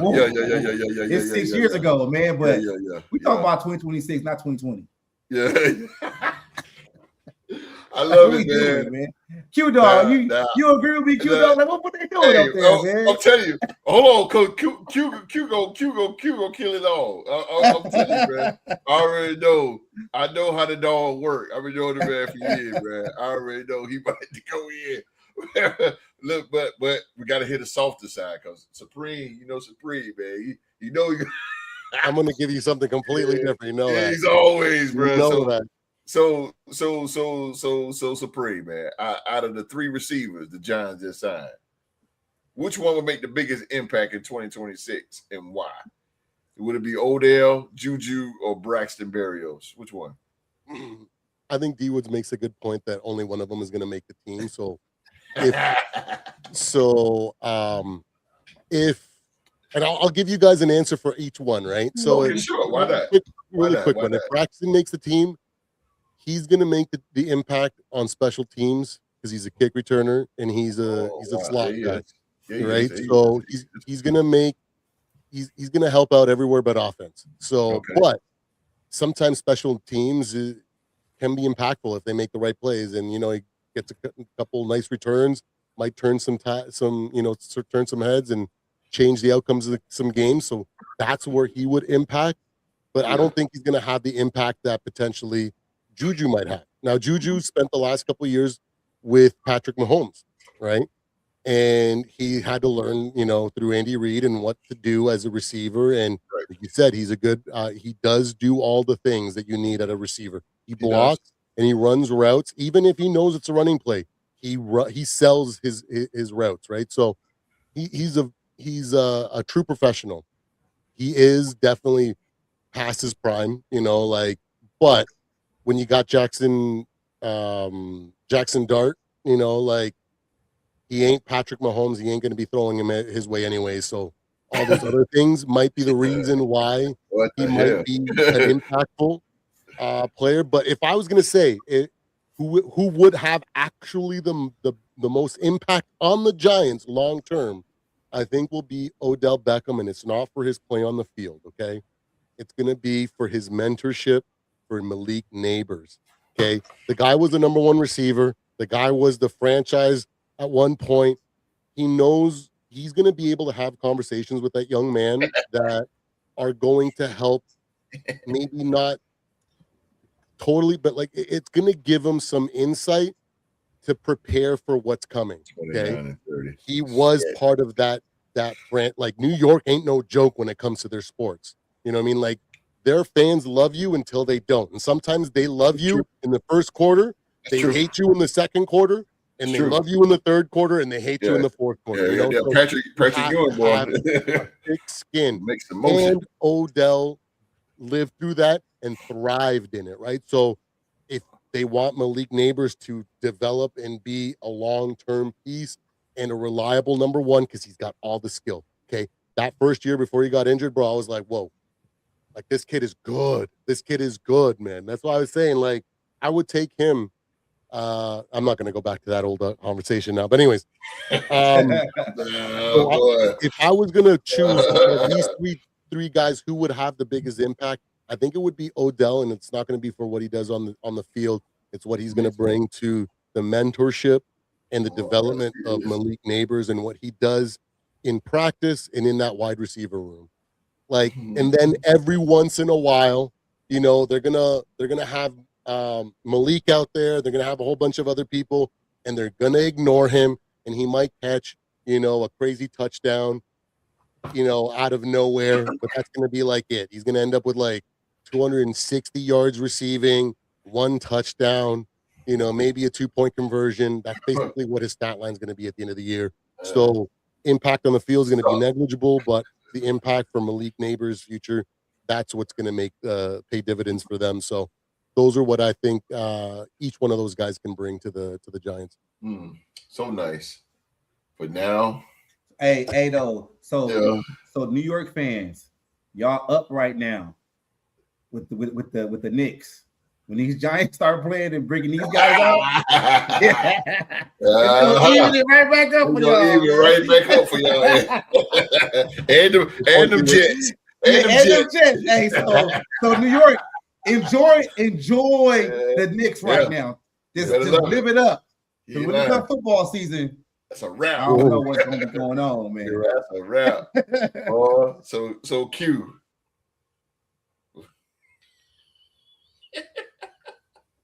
Q.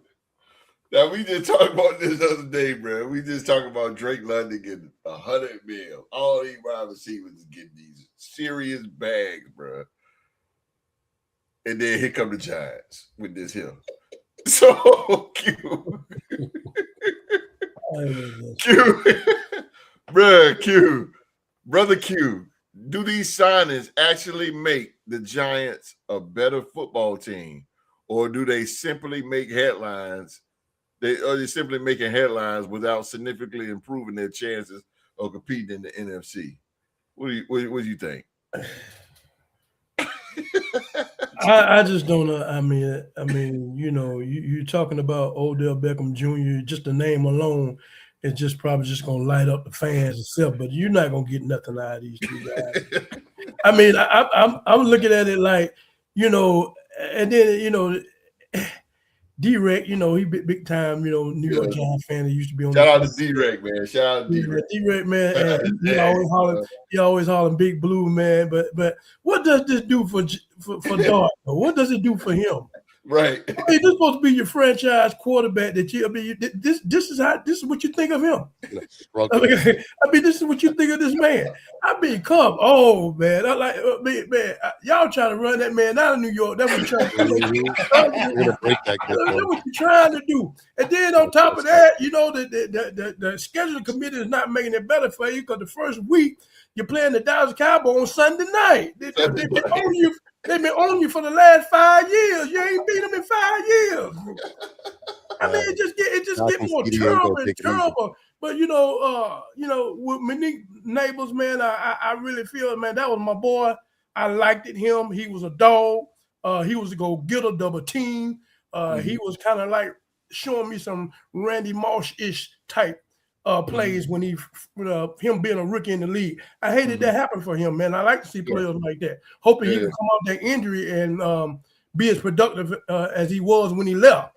Yeah. But otherwise than that, man, I mean, come on, man. Come on. What is this, man? I mean, oh, Lord have mercy. You better hang your hat on some defense. That's the only thing I can tell you, but you got this right here. I mean, what is this though? I mean, it's nothing to be excited about. I mean, like I say, what are you showing for your franchise quarterback? You're not giving him no kind of building blocks. Nothing that's going to support him until Neighbors come back and get back up to speed of the way he left off. I mean, this is. I mean, by the time Neighbors do come back, he might well just sit out another season. You might well just go. That's all right. I just go ahead on. I just go out another season. Just go ahead and pull a Jason Taylor. Just go sit out another season. Ain't no use in coming back, bro. Let I just, it's really, there's nothing to say, man. It's not going nowhere. It just. That organization itself, man, I was surprised that when Neighbors went down, that they wasn't going to go out there and get somebody or get a couple of receivers for a dog. Yeah. And they didn't do nothing. Yeah, they didn't do nothing. They didn't do nothing, man. Yeah. And there's a lot of receivers out there too. There was a lot of receivers. Yeah, there was a lot of them out there. And I don't know, they didn't even draft one, I don't think. Nope. So I'm looking at it like, they did draft one. They got Malachi Fields for Notre Dame. He's pretty cool. Oh, damn. Okay. He was really good the last couple of years. Malachi's straight. He's straight. Yeah. Hey, you know what? So he ain't gonna set the world on fire, but I was wrong. All three of them ain't gonna make the team now because ain't no room for them. Fields got that spot on lock. Fields got that spot. All three of them ain't gonna make it down. Yeah. You're trying to come up in this division. Truly the Cowboys and the Eagles, they're the one of the main 1 and 2 spots in this division. We all know that. And so, y'all battling it out with the Commanders, trying to come up from the bottom of this division, at least to work your way to the third. Or I just don't see how you can come up in the division making the moves that y'all make. There's no way. Right. And with the way the Cowboys own you the way they do, you haven't beaten them in 4 straight seasons or 5 straight seasons. Yeah. It just that I thought that they showed a spark last year with Dart, Scatterboo, and Neighbors. They seemed like they was going. They were putting some pieces together. Unfortunately, Scatterboo and Neighbors, went on IR and had season-ending injuries, and maybe they will come back, at certain points. But when you bring in players like this, man, it's like, I just don't know. There's some good veterans out there. Somebody you could have brought that's better than these 3 guys put together. You brought 3 of these guys together, you don't have nothing. You don't have nothing. Maybe they should have got AJ Brown. Hey, for real. Maybe. God, man, come on, man. The organization, man, I'm telling you, it's starting to be dumpster fire. I agree with the dog, man, because you trying to beat the Cowboys, and this what you gonna bring to the table? Mm-hmm. Oh my God, bro! Come on, none of these 3 dudes set the world on fire. If you're a Giants fan, you need to set the world on fire, bro, and you're gonna need somebody to accommodate Malik Neighbors, man, when he come back. Darius Slayton is not gonna do it. But if Malik don't come back, Darius Slayton automatically becomes the number 1.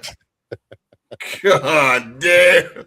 That's so sad, bro. That's sad, bro. That is sad.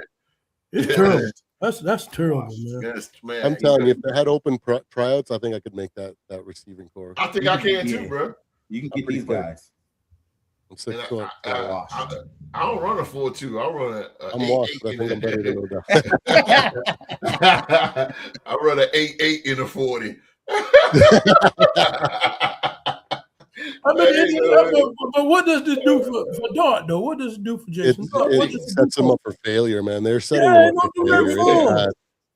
It don't do nothing for them. Yeah, Timu Max Brosmer is not going to have a good season next year. Because Scatterboo recovered from injury also.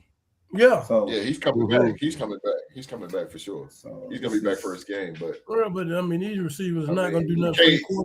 What the hell, man? Like again, you trying to beat the Cowboys, man. Giant fans always talking about they're gonna do this, but we always say you got to beat the Cowboys first. Got to beat the Cowboys first. You got to beat the Giants first. Right.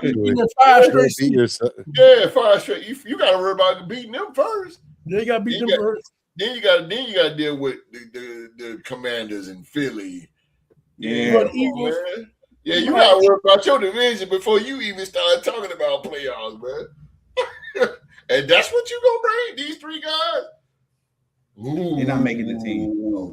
They're not making the team. No, I don't think so. Jaden Daniels stays healthy and he put on some muscle. That might be scary for them to deal with for the next few years. Jaden Daniels. Because all he needs is to do what, like I've been saying it since last year. He needs to do what MJ did: hit the gym, start eating like a bodybuilder, and put muscle and mass on. Because you can't be that skinny and be taking hits as a quarterback. You're going to break, and we saw it last year. If he's durable and he's thick or thicker, like he'll be able to be resilient, and that's what they need because he's got all the talent and he's got the work ethic. And he has to understand too. He's an older quarterback coming into the league, because where he was drafted, he's already like 25 or whatever. Like you can't keep racking up all these injuries before you get to your second contract. You need to put a couple of seasons together to where you are basically ready to go.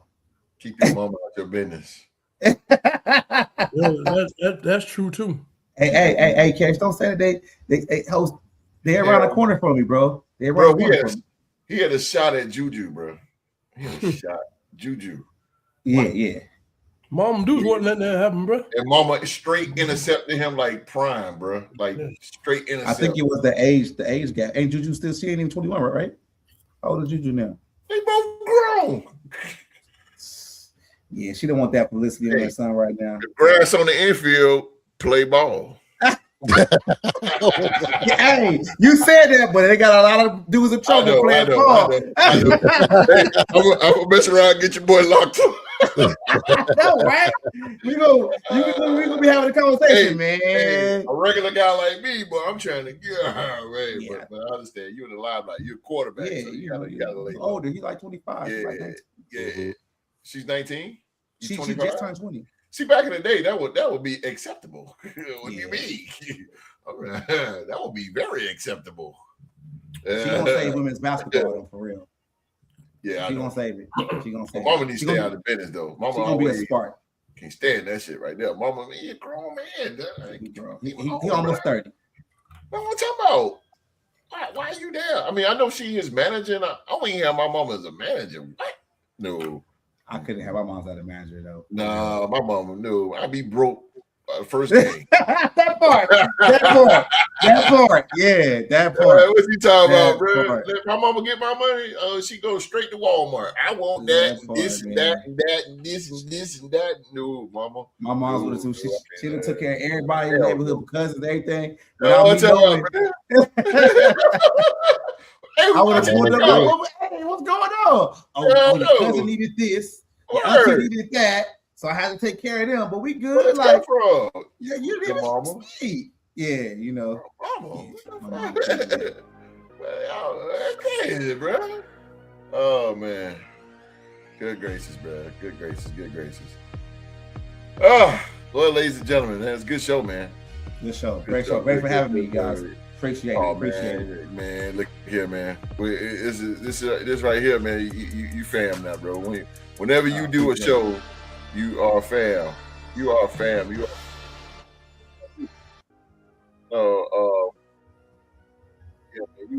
brother. Cool. Yeah. Well, let's get out of here, man. It's Saturday night. I know you guys got stuff to do, so we're gonna get out of here, man. Well, ladies and gentlemen, that's our show for tonight, man. As always, we want to thank you, everyone around the world, for watching another episode of the Real Sports Talk Show, man. Whether you're watching live or just catching us on the replay or just watching from your couch, man, in your man cave, your garage, whatever, where you watching it from, your phone, you at work sneaking watching us, whatever. Oh man, whatever, man. Thank you for watching, man. Before you head out, though, man, do us a huge favor, man. Smash that subscribe button, body slam that like button, and hit that bell for all notifications so you won't miss us on the next go round, man. Again, man, special thanks. Thank you, man. Goes out to our guest tonight from the Skol State of Mind Football Podcast, D Woods, ladies and gentlemen. My man came through, man, dropped that sports gym on us tonight. And yes, sir. And let me tell you something right now, y'all can do it. Show's over with now. So now y'all can do it. So going over YouTube and put in the search bar, Skol State of Mind. And put that in there. And when you get there, man, make sure you hit that subscribe button and turn on that bell. Oh, and the thumbs up too, man. Y'all understand, man. As YouTube content creators, man, we need them thumbs up, man. That's what keeps us relevant. Look, we ain't asking for no money, but if you just hit that thumbs up, that's like giving me $10. Yeah. Hey, hit that thumbs up, man. When you go to D Woods, man, Skol State of Mind. Also, man, purple and gold bars too, man. My man Supreme, man, he puts it down too, man. Y'all make sure y'all go check these brothers out, man. And jump in their live chat and aggravate them too. Do all that good stuff, man. Go check them out, man. But again, man, appreciate D Woods for coming on, man. And D Woods, we're gonna give you 30 seconds, man, to talk to the world and tell them where you be. All right, look, you can check me out. Skol State of Mind on all platforms on social media. That's it. I'm normally always on X, Twitter, whatever you want to call it. But you can catch me there. I'm always in the comments talking to people. But you want to look at the content or whatever, go to YouTube. And this is my daughter coming here bothering me right now. So get out of here, kid. You good. You good, brother. You good. Rock do it all the time. Rock ready the whole family. Okay, oh man. Appreciate y'all, man. Man, you're official member, man. You family now, appreciate bro. It. Yeah, Thanks, man. Whenever and this definitely won't be your first on the Real Sports Podcast, man. Won't be, man. Won't be. Yeah, won't be. actually, her name is Zoe. How weird is that? Who's that? Her name is who? Her name is Zoe. How weird is Zoe? that? Oh, Zoe. You hear that, Zoe? Yeah. It's all good, man. All good, man. Thanks for having me, man. Appreciate it. Thank you for being on, brother. And again, man, like I said, man, hey, it won't be a last. I'll be knocking on your door again, man. Be knocking on your door again, bringing you on here, man. But yeah, we're gonna get out of here, man. Folks, don't go too far though, because next Saturday night, man, is going to be absolutely a insane show next week. Zoe's back. Zoe's back. Zoe's back. Oh no. Oh, there you go. What up, Gil? What up, man? Yeah, what we up? about to end it. Yeah, we out of here, man. We out of here. We're a big podcast, baby. We go all the way. What you mean? Yeah, we wrap it up, Zoe. We about to wrap it up, though, bro. We about to wrap it up. But yeah, man. Ladies and gentlemen, y'all don't make sure y'all come back next Saturday, man. It's gonna be a big, insane, absolutely insane show, because right here in this very ring, the Riddle Sport, we will have an NFL trivia. NFL trivia showdown. That's right. Latino Heat is going to be putting his title on the line against. Wait. What's that show that used to be on ESPN? Stump the whatever what it's called? Y'all remember that back in the day? Mm-hmm. That's what you doing now? That's what's up. Oh, no, we do trivia. We do trivia. Yeah. I like that, we man. Do trivia. That's what's up. I don't know too many people good with the numbers than him like that, for real. He had my numbers game. So I would say if you coming on and you trying to get at him, you better get some studying, because he know his numbers, man. I give him that. Okay. Well, we had to throw you in that trivia ring. Nah, I'm good. Freddie got it, man. But hey, look, I got to put you against that man right there. Yeah, we got to get those. They don't want to see the dog, boy. They don't want to see the dog, boy. I tell you, man. But yeah, man, it's gonna be Supreme Latino Heat. He's gonna be putting his title on the line against the 2025 MVP, Young Mark. That's right. Mark will be here next week. It's going to be Mark versus Supreme in trivia, man. Can Supreme a rematch continue his reign as champion, or will Young Mark become a 4-time NFL trivia champion, man? Find out next week.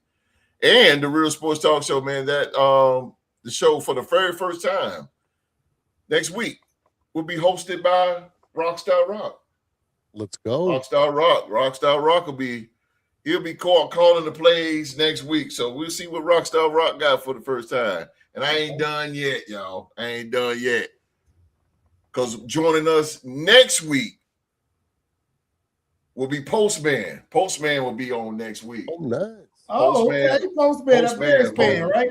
Yeah, Postman. He's a cool fan. Yes, sir. Postman will be here next week on the show. So we got a big show for you guys next week, man. We're gonna talk a little bit about that GOAT stuff too. So it's gonna be, it's gonna be a big show, and it's damn near like a yearly show. Holy moly! But it's gonna be big, man. So come on back next Saturday, man. Again, we got Supreme. He's gonna be putting the title on the line against Young Mark.